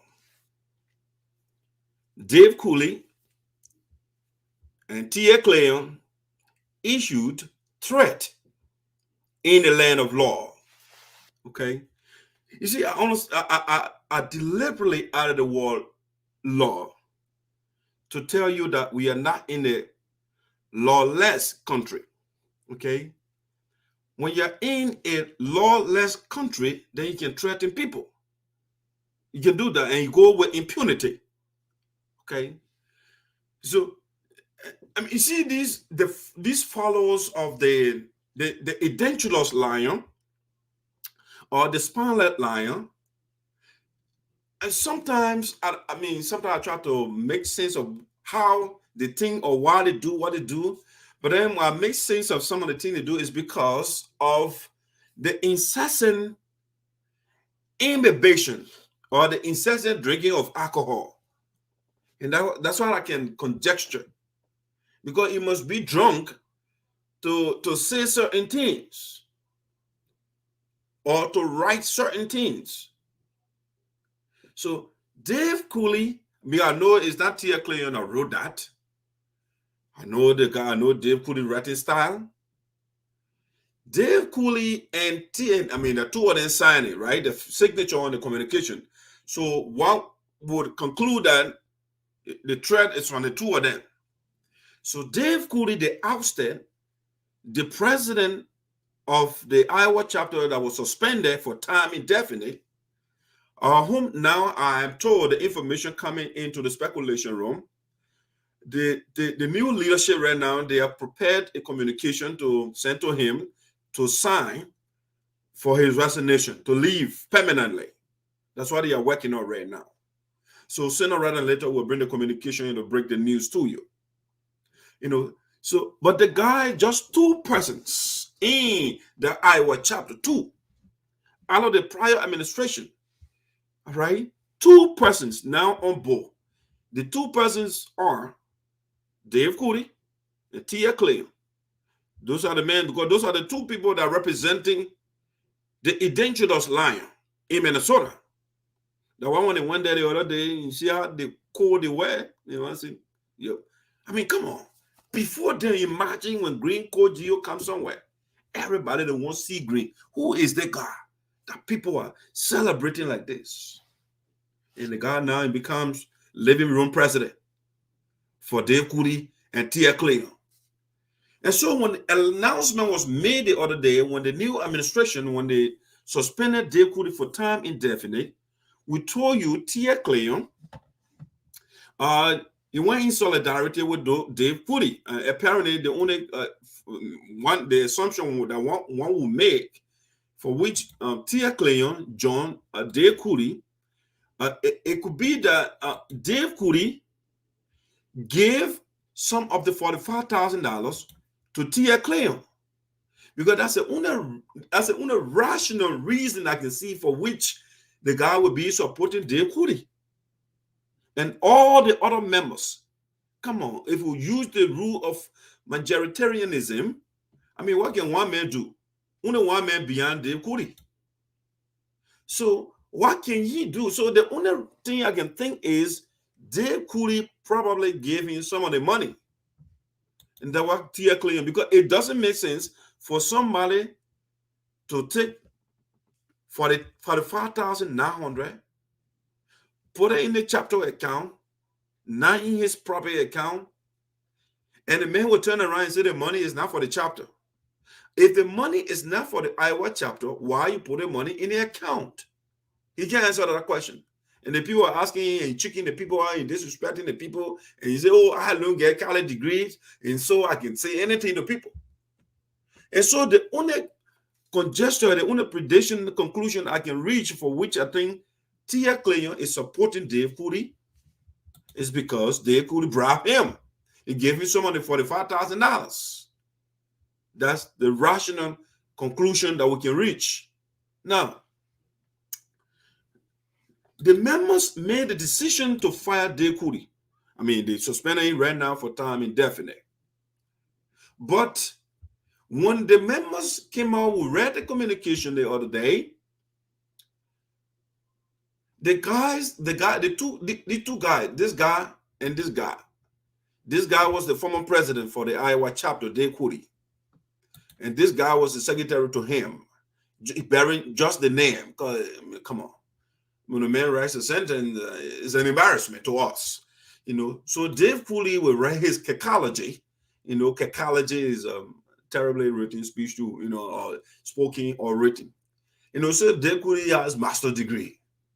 And I don't know, we have to take into the academic crimes court of Martin Colley to see where the guy got it in from, because it's an embarrassment to us, to him and to us in general, because he's our son. We send him to school. He took the student loan or pay some of the school fees. And when the man writes a sentence or he writes something, he just mess up. And that's it, man. This guy's following a book man. But anyway, so these guys, they wrote this communication right now, I'm about to share with you right now. After the new administration that I showed you earlier, the new team, David Milton, Abel Morris, Franklin Tony Wallow, Philomena Jetto, she's the treasurer. You got Eddie here, who is the advisor, the chief advisor. And we got here Martel Morris, who is the financial secretary. It's a new team that was set up. Imagine the whole structure I just showed you, right? And Dave Kulee and Teah Kloyan, they are saying they're protesting against the whole lineup. I just showed you, this guy and this guy, the two of them. They say they're the lion in Iowa, so they'll fight the whole people. That whole administration that set up all the chapters, even right now, Teah Kloyan, whose sister, they are fighting. They make a plow. She wants to go join the union and the new team. Yeah, new team that is part of the union. Teah Kloyan is angry. She shouldn't join the new team. So it getting serious. So now they got angry after we broke the news the other day and show you the leaders that we just show you. The guy wrote this. Okay, they wrote that listen, my people. This one will do a little bit of English 101 or English 100 like I wrote today. All right. So get ready. If you forget your little teeny, I will help you. Your little English teeny that you learn way back that you forget. I will help us out tonight. Dave Kulee, you call Dave Kulee and Teah Kloyan to come and be part of the class. All right. Because the reason why I'm doing this is because this is a total embarrassment, not only to Teah Kloyan and Dave Kulee, is an embarrassment to our whole organization and the whole Sapo tribe. Okay? If not SADO County as a whole. Because SADO County is known for having educated people. And Dave Kulee is the bold man. And then the man wrote it in here. So this is what the bold man wrote. You look at what the bold man said. Iowa chapter, under the leadership of President Dave Kulee, that you don't understand that Greco Geo number 2. The Greco Geo over your office, if I stay clever, is the president. Dave Kulee was fired by the members. Guess this. Let me show you something. This guy, right? The communication that they sent to fire Dave Kulee, Teah Kloyan signed that communication. He signed it. But then he's supporting them. How can you sign? He's the secretary, but then he signed the communication for Dave Kulee to be removed from power. But then the same man is turning around and joining Dave Kulee. I mean, what kind of contradiction is that? Why did you fire the man? Why did he sign the communication that asks for the resignation for the indefinite suspension of the man? Why did he sign that communication? I want to show you evidence. I don't just want to talk it. Let me put the evidence out there so you can see. Teah Kloyan signed the communication that Dave Kulee should be removed from power. But the same man is with Dave Kulee. Okay, sir, why did you sign the letter? Why did you sign the communication that asks for the resignation or this indefinite suspension of Dave Kulee? Why did you sign it? Try to get a communication quickly, please. Stay with me here. It's interesting. It is interesting. I will get it shortly. Let me retrieve it. I got it on here the other time. I forgot. I took it down. I'll put it there quick. It's right here. I got it. It ain't go nowhere. So this is the guy. Let me see. I'll come in. Don't go nowhere. I'll come and show you the evidence. All right, come and show you the evidence right now. I need not lie to anybody. These guys, they are contradiction. Contradiction of contradictions. The man signed, Teah Kloyan signed a letter for Dave Kulee to be fired or to be suspended for time indefinite. But then the same man said, Dave Kulee is still the president. But why you sign a letter? It come in there, I'll load it right now. It will come there in a second. I'll put it up there so you can see it. Why did you sign a letter, Teah Kloyan? If you still call Dave Kulee, he said the man should be suspended for time indefinite. So when the man is suspended for time indefinite, somebody got to be in charge.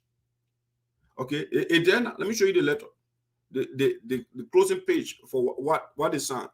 You see, here's the closing page here, right, from the communication. I read it the other day. So if you see here, it says sign Philomena Jedo, treasurer. Okay, let me show you Philomena. Philomena right here, she ain't go nowhere. She's part of the new administration now. This is Philomena right here. She signed the communication. She was the treasurer. She wasn't okay. Her name is on the account.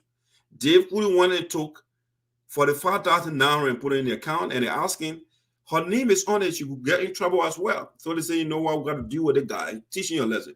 So Philomena signed the communication because they were trying to call the brother. Oh man, let's talk here, brothers and sisters. They have a conversation. Dave Kulee does not want to listen. So they said, well, we got to do something. So she signed the communication, right? That's Philomena Jedo. The next person that signed the communication here, Sam Franklin Wallo, financial secretary. He is now the secretary. So this is Franklin Wallo. Let me show you Franklin. Franklin signed the communication. This is Franklin right here. So they know, these people, they know what is going on in their account. They are not outsiders. The treasurer, Philomena Jedo, and Franklin, who was the financial secretary, but then they signed the communication. So that go back to the communication again. It's right here, right? So we just show you Philomena Jedo, treasurer. Franklin Wallo, financial secretary. It was also signed by Teah Kloyan. Teah Kloyan, secretary or general secretary.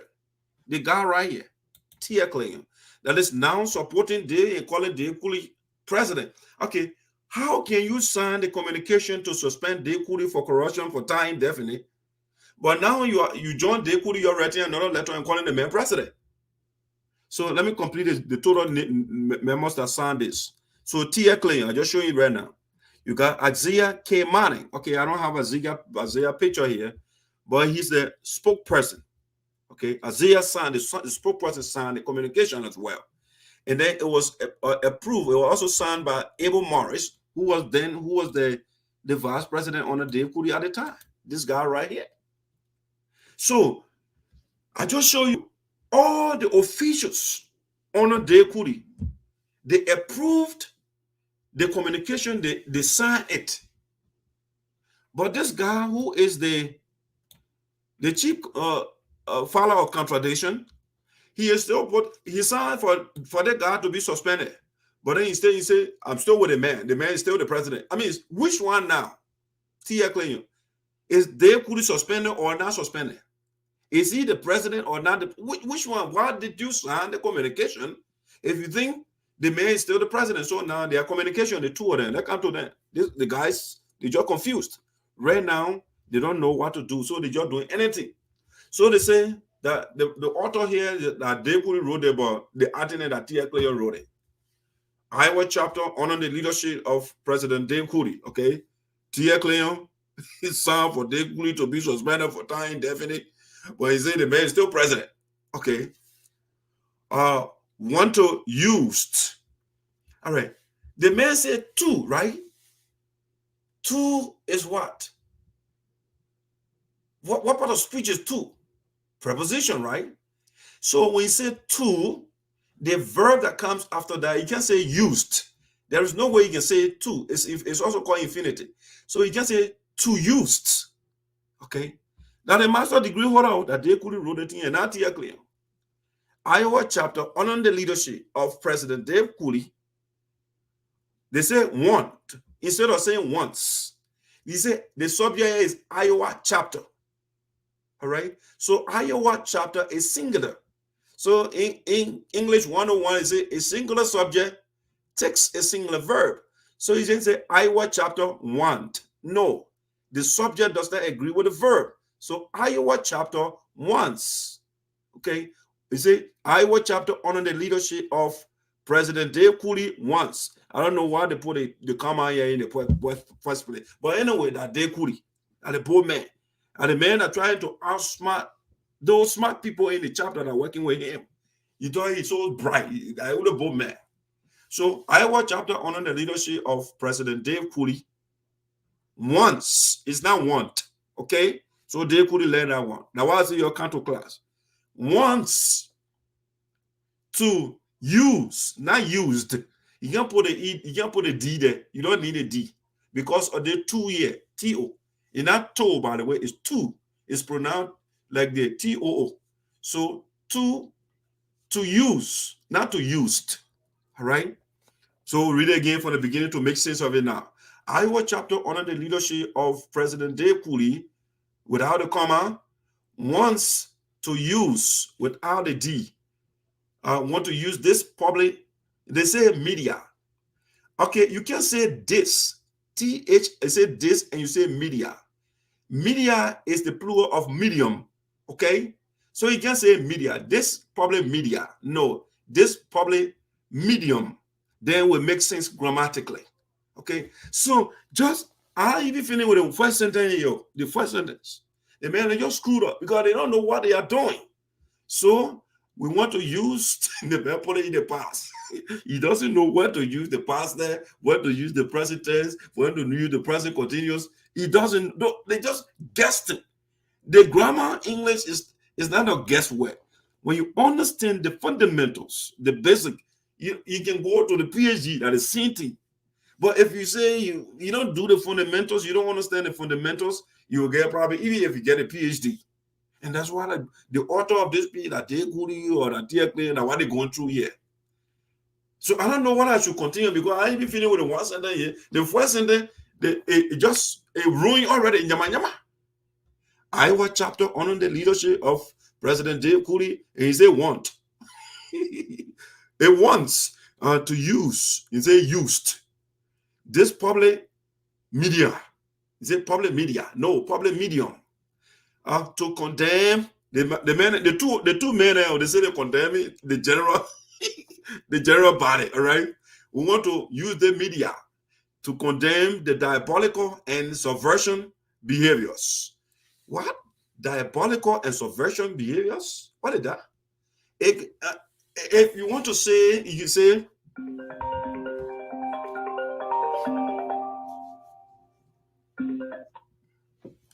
hello. Mr. Monbo. I'm good. Can I complete the communication? I can call you back, please. Okay. All right, I'll call you right back once I complete this the communication quick. Okay. Okay, Doc. All right. So the man, he went on to say, he said, I'll read it from the beginning again. Iowa chapter, comma.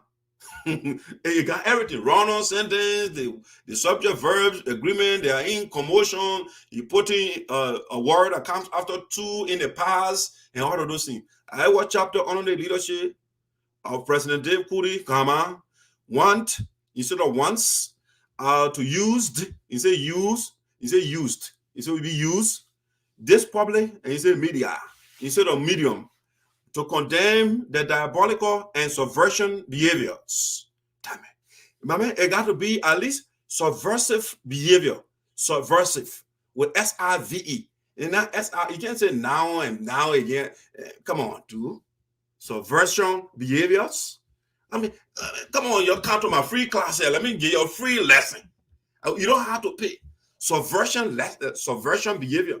No, if you want to say subversive behavior, then it is grammatically correct. Okay? A noun cannot describe a noun. You need an adjective or adverb to describe me. Come on, man. These are basic things. J. Kulee is supposed to know this thing. What kind of school the guy got a master's degree from? And he's talking down to people over there. the diabolical and subversion behaviors of David Milton and his 3 orders. He said 3 orders. 3 orders. He said 3 orders. God damn it. 3 orders on sophisticated men. You see how disrespectful the guys are? Very disrespectful. You can still disagree with somebody without being rude. The guys, since they took over, you have seen them. So you can see how petty they Kulee, all the followers of Geo, they are. They're petty.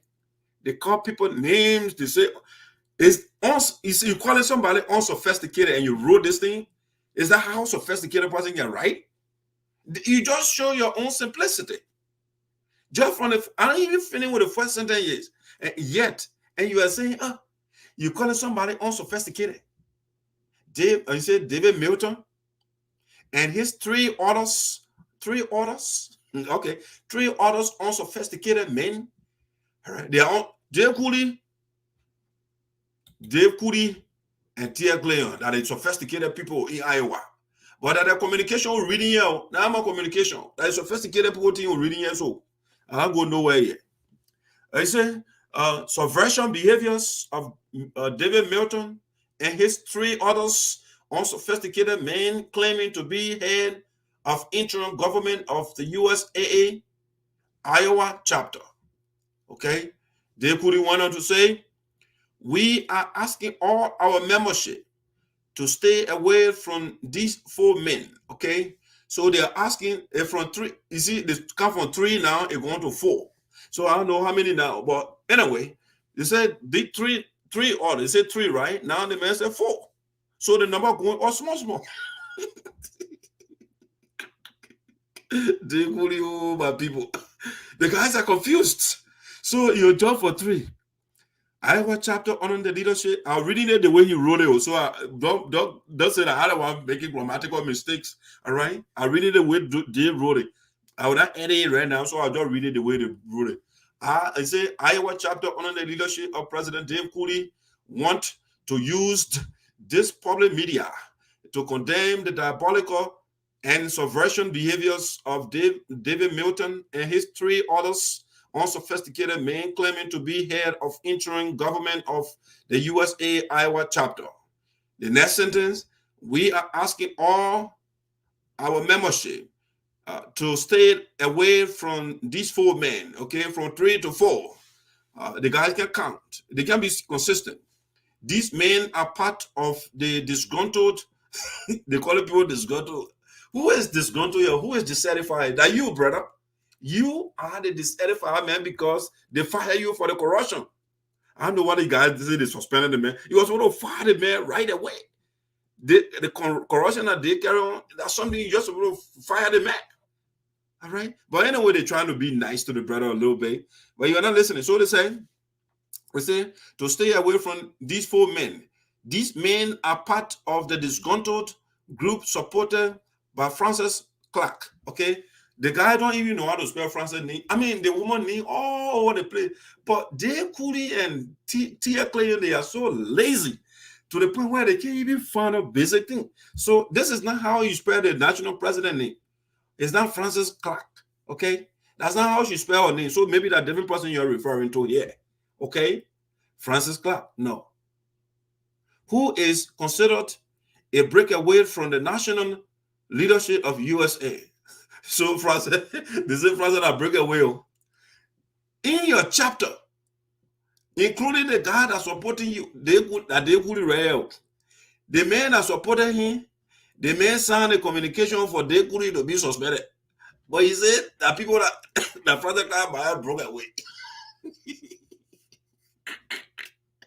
What kind of fun is this, my people? Mama, Dave Kulee, just come to your knees. All the people that are working on you, they say they are not with you. So what kind of might, even your men are supporting you, the men still sign a communication for you to be expelled or to be suspended for time indefinite. So where are you taking your legitimacy from now? Just by the title you gave yourself? That the people gave you the title. Anyway, look at the communication. These men are part of the disgruntled group supported by Francess Clarke. Okay, so that different person they're talking about here, who is considered a breakaway. Okay, who is considered, who considered that Dave Woodie. Right now, his own boss man, Geo convention, the playing Iowa is not going to go on, but like that Francess broke away. The convention in Iowa, in North Dakota, let it come there. Even the president coming to Iowa the weekend, he coming to Minnesota, you will see who is the green one there, the other day. How many person were in the living room? So you call somebody broke away from the union, but when they call you, then you cuss it. But what are you cussing when you didn't break away? Why are you mad? I called they could vets on the phone, women on the phone, they got cussing Marco and Pacos. I said, damn it, you serious? But meanwhile, that we the one broke away. I mean, if you are in charge, why are you mad? Why are you angry? So Dave could say, Francess, who is considered a breakaway from the national leadership of USA. Anyone giving credence and supports to this group headed by David Milton does so his or her own risk. I mean, I wish I could rest up. I mean, so I can teach Kulee and they got so they can rest up. I mean, it's hard on to just read foreign language if you don't understand the foreign language. So the manager, this is a total embarrassment to all of us. All of us. Only Kulee and Kloyan. All right. They go on to say, anyone giving credence and supports to this group headed by David Milton does so his or her own risk. Does so at. They ate that at. They forget that other. I mean, okay, y'all leave a minute. These people are already, these people are already, I mean, you can say are, he said this being, B-E-R-N-G, and not B-E-N. When we say has or had been, but, oh man.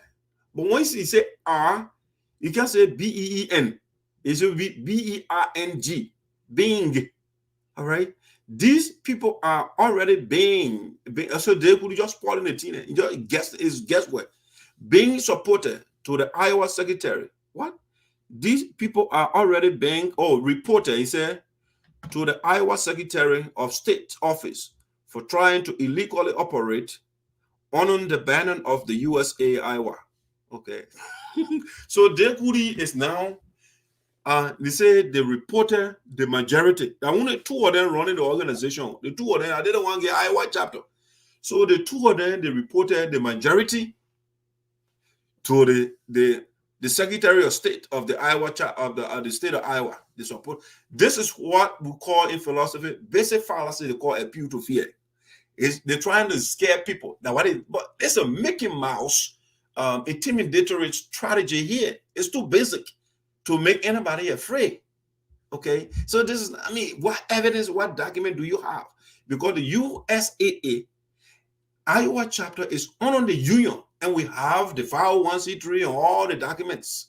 Okay, so what is your reliance? Because it is not, Iowa chapter is not autonomous, it's not by itself, it's a branch on the union. So if you don't have the original document, what are you basing your argument on here? Nothing. And it can, if you go there, they will ask for your officials, for example, and say, who are the people that are working with you? Who knew you put there? Oh, are you and Teah Kloyan? Come on, dude. Get serious here for once. Get serious. So when I say Secretary of State, okay, give me your official's name. Or maybe they will go get Samuel Shepard for Minnesota. You know the better, they are not honest now. Now, what the man go take for 5,900 and put in the people account, they are not honest. So they will do when the Secretary of State say, oh, bring your officials. Then you start getting, you go get Puru Kala for the other side. You get Samuel Shepard for the other side. You get Greek OGDO for the other side. Because nobody in the chapter will be with him besides Teah Kloyan. All right? So anyone giving credence and supports to this group, headed by David Milton, does so his or her own risk. Okay? These people are already being reported to the Iowa Secretary of State office for trying to illegally operate on the banner. So they put you that stole $45,000. Are you legal? You took $45,000 and put it in the account, but you are legal. But the people that fire you for your corruption, they are illegal. Come on, dude. You are the illegal one. You did something illegal. If the money is not for the chapter, that's the question that I've been penning. If the money is not for the chapter, why did you put the money in the chapter's account? That's the question they couldn't answer. They listed the other day, they could went to the meeting and say, I don't want my woman to know. All right. Why are you hiding the thing for your woman? You marry her and you say the Bible says 1 + 1 = 1. It's not 2. But you're hiding something for your woman. But then you tell somebody say the person is illegal. You that hiding something for your woman, you are not illegal. Why you marry her? See, so that they couldn't, they all were the place. So they could say anyone illegally allowed. Now the threats coming, they coming threatening people now. Anyone illegally allowed what? Anyone illegally, man. They could at least would be allows instead of allowed, instead of putting it in the past. But the guy just guessing. Anyone, because anyone is singular, anyone illegally allows. Okay, but I know it doesn't still mention anyone illegally allowed this group to use, and put that one in the past again. You said 2, then you said to used. Why you put a D there, brother? And then with the man doing guess what? So anyone illegally allowed this group to use his or her place as a place of meeting is taking a risk. So they could is saying, when you get a horse, don't host anybody to your horse. Anytime you host somebody to your horse, you are taking risk.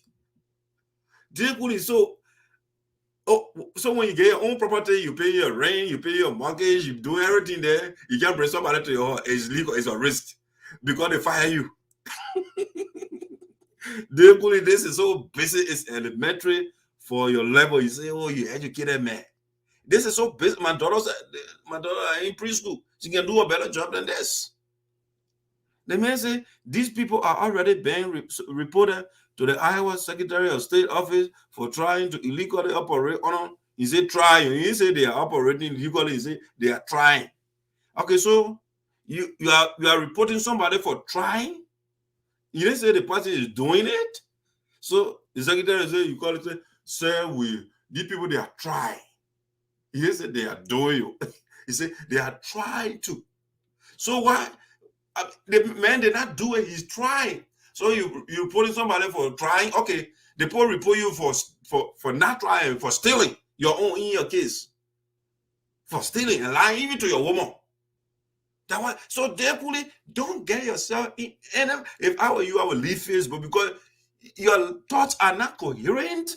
They are not together. Everything is just all over the place because you are confused. You see, that's what you do when you write out of emotion or you speak out of emotion. You say all sorts of things.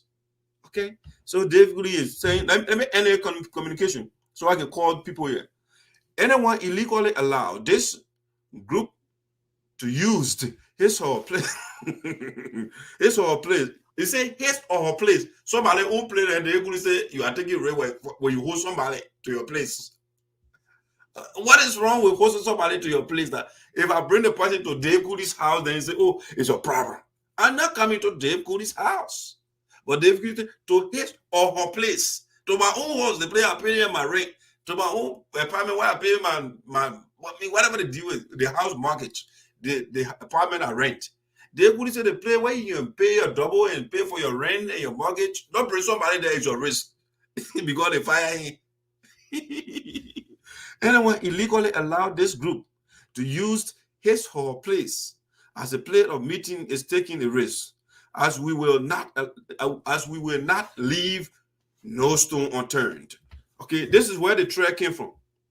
Now they are threatening people. If you even host a meeting or President Myers is coming, when you host President Myers to your house, they could say they will not leave no stone unturned. Meaning they will physically attack people. They will do anything just to disperse that people. They will can't throw stones. They will can't do anything. If they will cause you to put your house on fire, they will do it. They will leave no stone unturned. But they could not pay people rent. The $45,000 you got, you did not share with the people. So they can't host people in their own house. Why you can't host somebody in your own? They could so you shouldn't host somebody in your house as well. When Green went over there, who bother you? You were not bothered by anybody.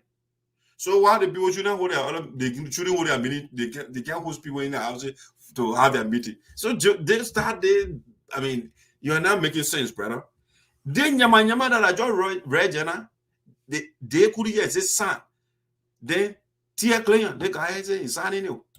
That good board on the man wrote. So Teah Kloyan signed it, Mr. Teah Kloyan, secretary. It was approved. They would put a signature on the thing. I'm looking at that. They say approved. They could. You see? So, ladies and gentlemen, these guys are confused. Okay? They are confused. So they are just writing anything. So the threatening, when you have meeting to your own house, when people congregate to their own houses, they would say it's a crime against Iowa or against him.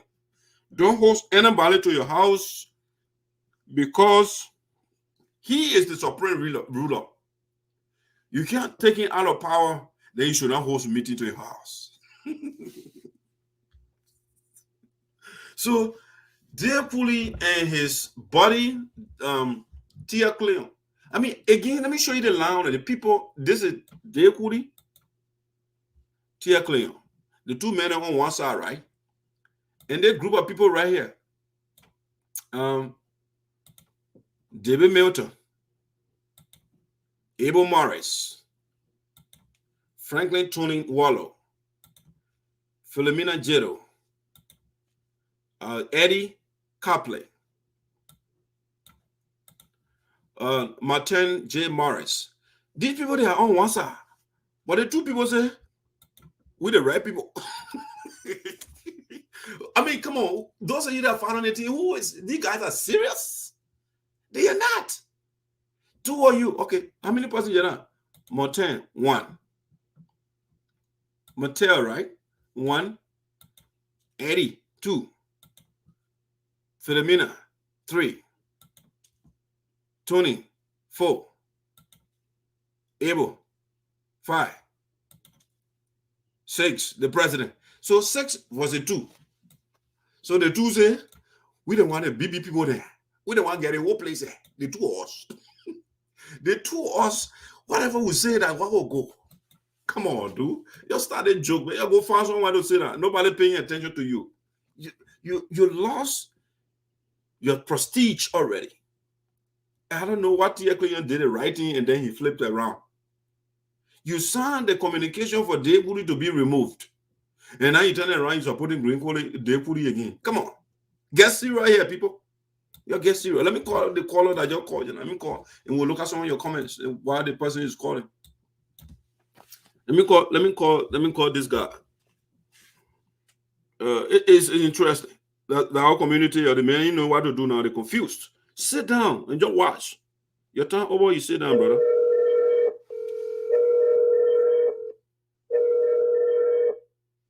Yes, sir. How you doing, boss? Yeah, Welcome, boy. I'm here. What's your take? You can hear me? Very well. Thank you. Thank you again for taking my call tonight. As always, I'm one of your most watched viewers. Thank you. And this particular story, I mean, tonight, I don't even know how to start. But let me just say first, congratulate Mr. David Milton and the core officers. And I in agreement with them, I supporting them for taking that kind of bold step. That's how you do it when you want to be a leader. You stand for the right to defend the people. And I'm glad that somebody stood up to do the right thing. Now, the Kulee and the guy you're talking about, they are actually confused right now because they thought that there wouldn't have been anybody to come from the behind and disagree with what they are doing. Right. That was their prayers. And it was not answered because Abel Morris and David Milton and the rest of the Corps officers, they were just waiting for the right time to come in and announce themselves, and do the right thing. Even the letter that you've been reading tonight, full of all the mistakes. Yeah, they are confused. When you're writing something, it never goes straight. And that's what happened to them. Even look at the Teah Kloyan guy you're talking about. He signed a communique to suspend the man indefinitely, and he turned around and tried to be the supporter of the same man that he went and signature to the communique. I'm having problems, comprehending what he did. I don't know, And I don't even know if both of them combined and wrote this piece of information that you've been reading and having probably even trying to make corrections on social media. If Dale Qualley said he being a college graduate or degree holder, I don't think that he's the one that wrote it. I don't know, but I don't know where it came from. But I mean, from what you are reading, it's from both of them. Even if someone does it in favor of them, I don't know. But everything that they are doing, they are telling the Milton and the Abel Murray administration that this is what we want you to do against us, because they everything they're saying, that's what David and Abel told her to do. Right. They're telling them what to do. Go and report them for those kind of things that they were doing. Embezzlement. How you organization to get money in the name of the organization and send it to the association account, and you're trying to give reason why you send it there, because X and Y, Z, you don't want them to know. The guy is funny. The guy is very funny guy. Actually, I know tomorrow that I know my name will be in their mouth, but I'll stand, man. That's what I do. I'm not afraid of anybody trying to criticize. If you criticize me constructively, I would be, with you, but destructive, I don't care. If I say the right thing, I know I believe in what I'm saying. And people on the social media tonight, I noticed they heard when you were reading this letter. And everything that you've been saying from day one, day two, we all listen keenly and closely. And one thing I appreciate you for, you always give evidence. When you don't have that evidence, you don't come up with any story on your show. And I like that. Let me go back to what you said earlier about the lion in the den. Yeah, I saw that. I saw that parable before, and I said, okay. So now the lion is caving, it being barricaded now. Yes. So how the lion will get out of there? We don't know. That's how we're trying to figure out. Lion's a serious conundrum here. Right. I mean, all the things. We all came together. We said this is a SAPO association. We are one union. That will do the right thing. But other people think that if they go one way and a group of people follow them, that means everybody will follow them. No, we are better than that. We join the association to make sure that our people by whom to have that opportunity. That's why we joined the association. Well, I didn't join the association because I wanted the people here to benefit from it, but people by whom to benefit from it. Whatever contribution that I'm able to make. That's what I joined the association for. And all the people in the association trying to derail it. No, it will not be derailed. And we took the right step by going to court, and we are still waiting. And I'm sure 100% will come up with flying colors at the end of the day. Yeah, then we bring the union back. There's no But way. it's too much. There's no way the man can win the case. No way. No way. No way. No way. And people shouldn't come on the show and can't talk about, oh, the other side might dissolve, the other one might dissolve, and we'll come back to the drawing board. No. Constitution is the law book of the association. We follow it. We're not deviating from it. If we do that, that means we're not doing the work of the Constitution.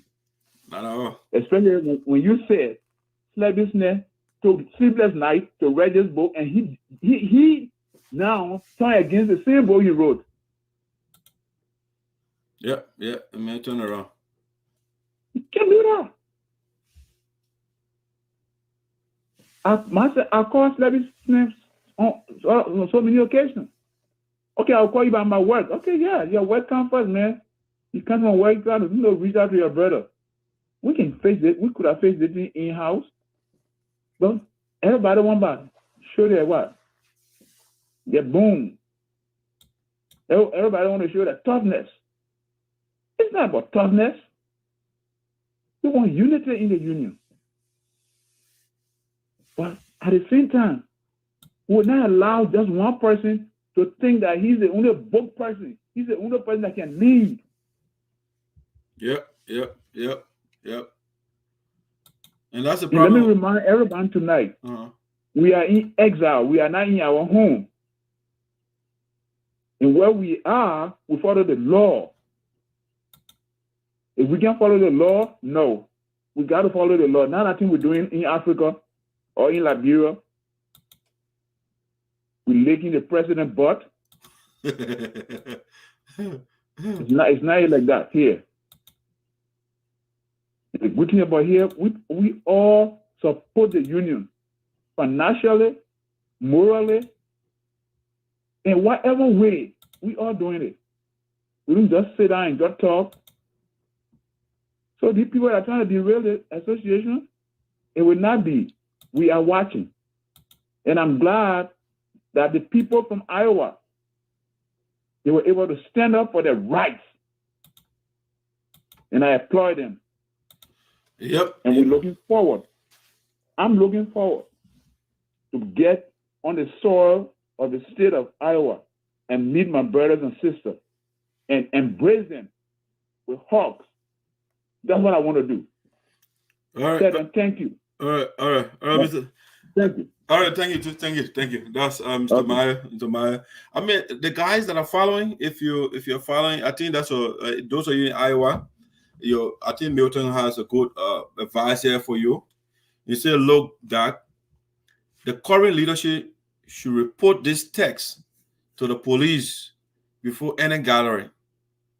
You can't ignore any threat from these guys at all, which is right. So if you are following Abel Morris, the president, David Milton, Tony, the rest of you, the leaders over there, you got to report it because it's a threat. You can't threaten people. You say, oh, don't gather, they will leave no stone unturned. You know, this right here is not a friendly message. I'm going to read that again so you can see what the man said in that message. Not friendly at all. Dave Kulee is getting seriously frustrated. I'll read the comments. So they say, Iowa chapter, under the leadership of President Dave Kulee, okay. I'm not doing grammar check right now. I just read it the way they wrote it. Want to use this public media to condemn the diabolical and subversion behaviors of David Milton and his three others unsophisticated men claiming to be head of interim government of the USA Iowa chapter. We are asking all our membership to stay away from these four men, from 3 to 4, okay? These men are part of the disgruntled group supported by Francess Clarke, who is considered to break away from the national leadership of USA. Anyone giving credence and support to this group headed by David Milton does so his or her own risk. These people are already being reported to the Iowa Secretary of State office for trying to illegally operate under the banner of the USAA Iowa. anyone illegally allowed this group to use his or place as a place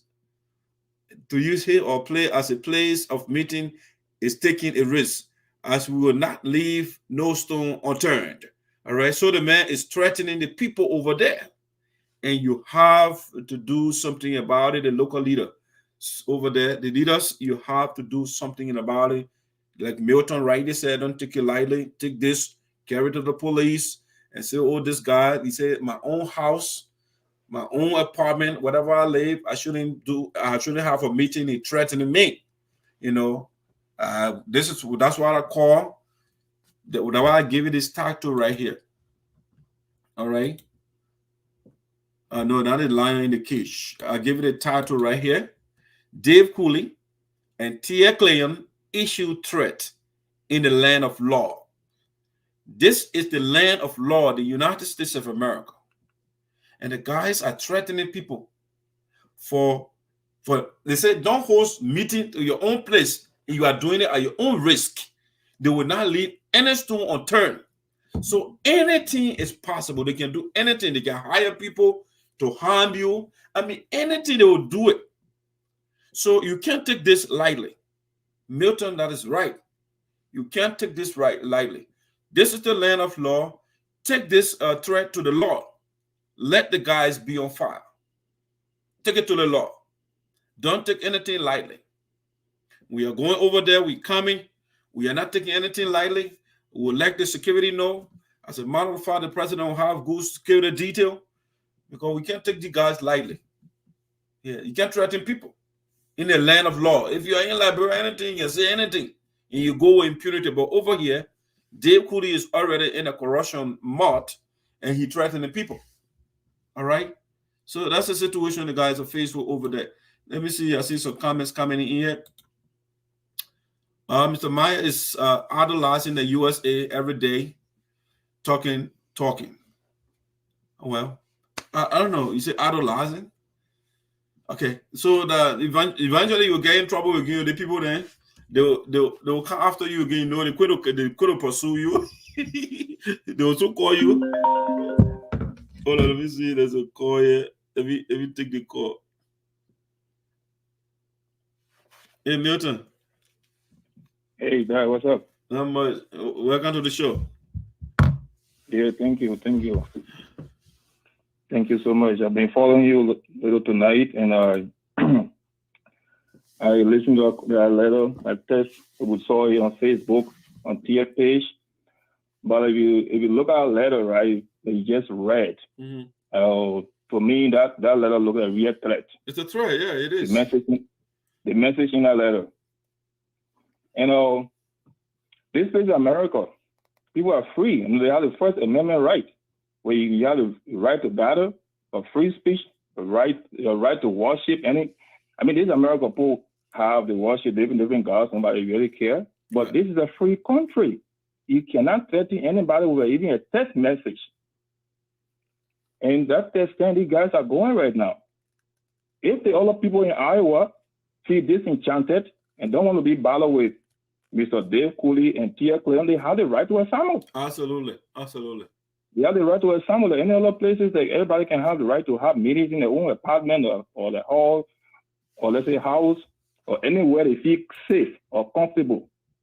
And from the information gathered, the national president, along with a lot of all the delegates, are planning to go to Iowa. Right. And they got to know all the locations. They know where all the people live, where they're going to meet, where the event going to take place. So for me, I don't think this thing should be the text message from Teah. No, nobody should just overlook it. Leaving no stone unturned. You know what that means? You're going to search for anyone that you want to find, no matter where that person is. You get what I'm saying, right? Yeah. So, this thing is, people are taking it, out of, and it's going out of control. The desperation, when people are so desperate. Yeah. When people are so desperate, they can do anything to harm somebody for what they believe in. We are seeing it in this country. We are seeing it. We saw when when Biden got elected here, we saw some people said Trump was president. They stormed the Capitol building. Right. You know, and some people got killed over there. So, this country, people do things out of what they believe. So I just want to contribute that, the leadership in Iowa, they have the letter, they have the test from Teah Clinic. They're going to be meeting, they're going to have their meetings at other people's homes. They should just have the communication, give it to the police as a copy when they want to meet. Right. Because nobody knows what anybody can do. It Right. may not be Teah, but he could. Somebody else may act on the communication that you send out, and that is not a good thing for our community at all. That's right. That's right. Okay, Milton. Thank you so much. Thank you. Welcome back. Thanks. All right, guys. So there you have it. But let me recognize the fiscal superintendent of SADO County, Alvin Wesseh, is watching. Alvin, want to say congratulations, man, on your confirmation. Go and serve your people. This is an opportunity as a young man to serve your people honorably with transparency and accountability. And the county, our country as a whole, will change based on what we do. Or those of you that are in leadership, and those of us that are in leadership as well, we play our little part, and we can push the interest of the people. And so we want to say congratulations on your confirmation, eventually now assuming office. We wish you well, working with the superintendent and the rest of the leaders in the county to do what is best in the interest of the people. Last time I listened to the superintendent, he said they got some money, but because of a lack of fiscal superintendent, that's why development is not going on in the county. So your confirmation, it means a lot. I'm looking forward to the administration to doing something for our people. It just doesn't make sense to have money in the account and nothing is being done. Then it defeats the purpose of the money, because money is a means to an end. Money is used for something else, and so if you have it to just decorate your bank account, then it's not being used for its intended purpose. So we want to say, Alvin, congratulations. Again, we want to say thanks to the lawmakers, specifically on Zarzar, Creighton Duncan, and let's say Representative Weah. They were very instrumental in your confirmation, whereas our two senators, they prolonged the process because of tribalism and other things, personal things that they had against you. But I want to say again, congratulations. All right, so guys, I think that's what I have for you for the night. I just wanted to read Dave Kulee. Again, I read the communication to you, but I want to read the letter that when they fire him or when they suspended him for time indefinite. And all the officials honor him. They signed the communication, including the guy that supported it. So let me read that communication, and then I will call it a night. So the fonts are kind of a little small on your side, so I will read it from my other device here. What it says. Okay, this is what the people wrote, the members. So they say it was written last year, as a matter of fact, because they were trying to work with Dave Kulee to see why he was reasoning with them. So they kept the communication for a while, September the 29th, 2021, to whom it may concern. Dear Sir, Madam, we, the members and officials of the United Sapota Association in America's Iowa chapter, are pleased to acknowledge you that Mr. Dave Kulee, the president of the Iowa chapter, has been suspended for time indefinite until further notice. Mr. Dave's suspension comes about as he is currently on an investigation for potential embezzlement in the amount of $45,900. This said amount entered our account on July the 7th, 2021 from the United States Treasury Department Small Business Loan, SBA 310. This amount in question was electronically wired to Mr. Dave Kulee himself through Zelle and in-store withdrawal. Before noticing on August 19, 2021, Mr. Dave had already withdrawn $22,000 from the account When we confronted him, he went ahead again and withdrew the rest of the money, leaving zero balance out of the 45,900. To find a way forward, the body called for an official meeting at which he refused to attend. Okay, see the guy arrogance.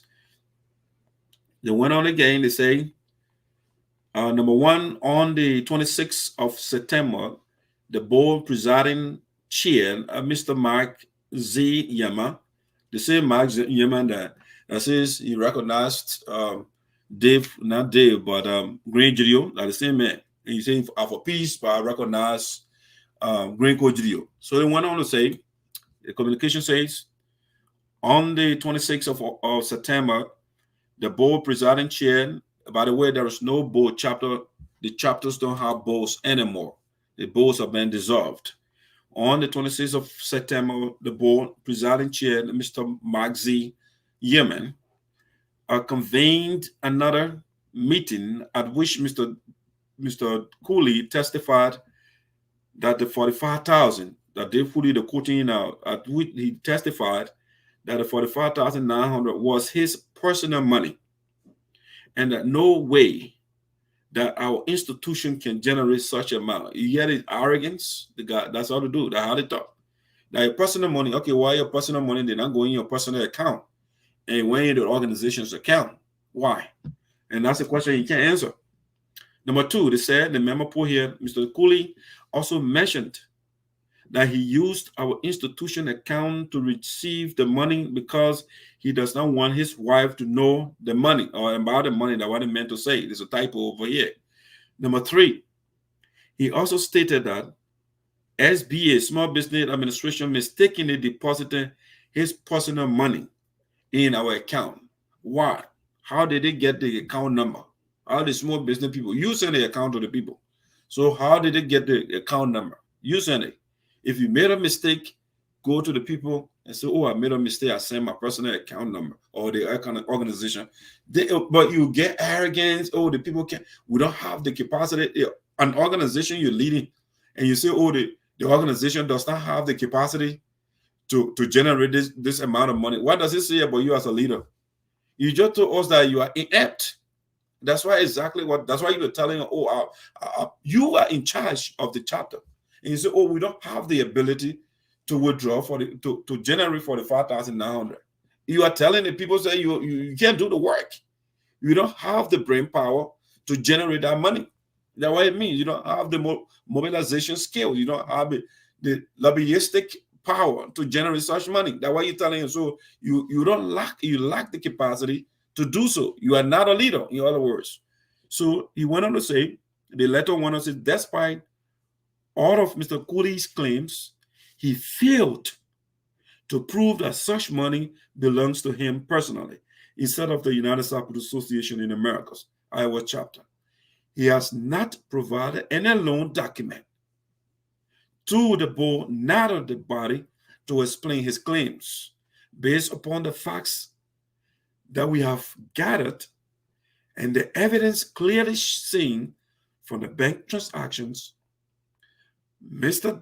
Kulee used the association name to obtain loan and took it for his personal use. Okay, now what the members are saying, Dave Kulee, instead of being humble, you won't fight, you want out a tough man, and you're messing yourself up more, brother. You don't have, if you say here's the money, by the way, the man took the bank transaction over there, the statement from the people bank account. They say based on all of this money allegation labeled against Mr. Kulee, we found Mr. Kulee to be unfit for the office of the president until a total clarity. All right, they say a total clarity. Let me go to the next one.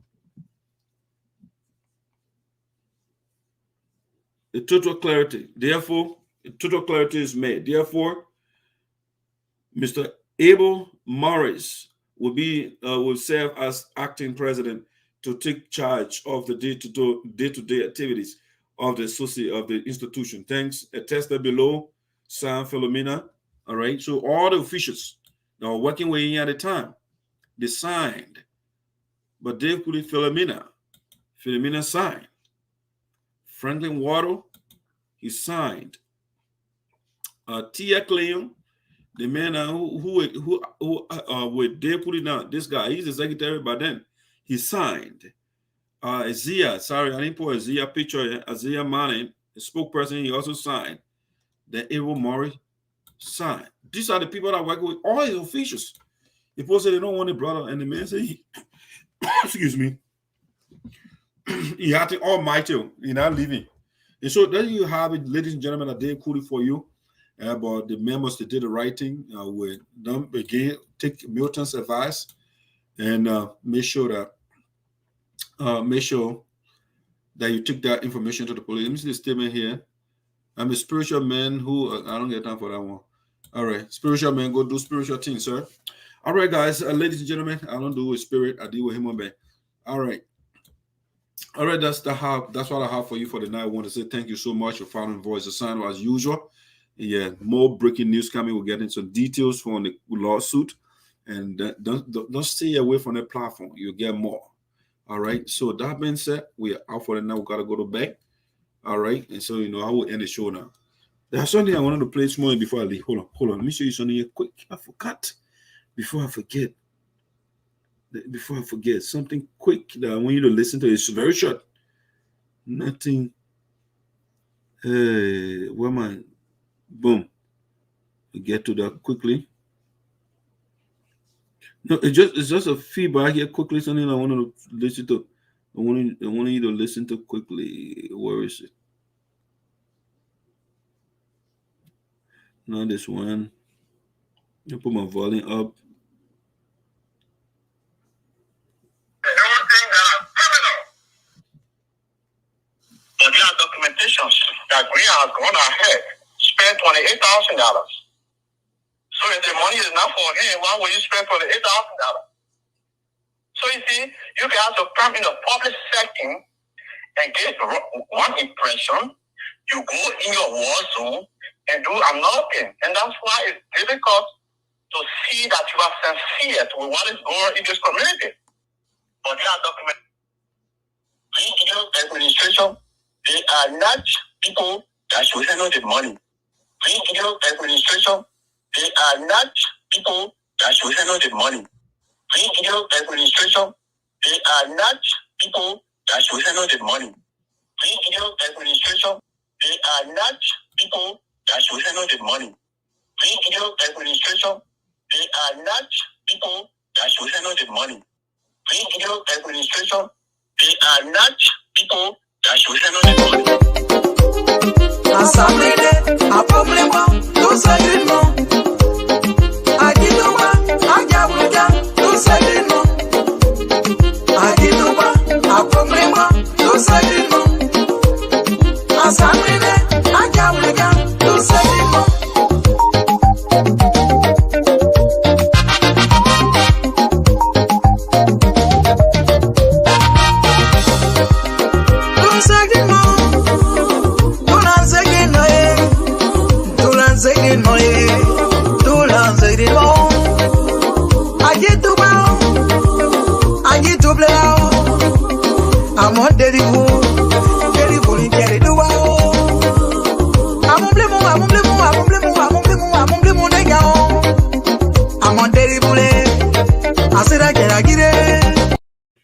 All right, guys, we are family. We are not here to fight, but we are here to tell you the truth.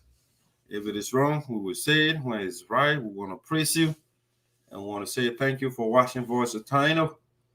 We'll talk to you anytime this week. When we are coming out, we'll send a notification so you can know. Good night.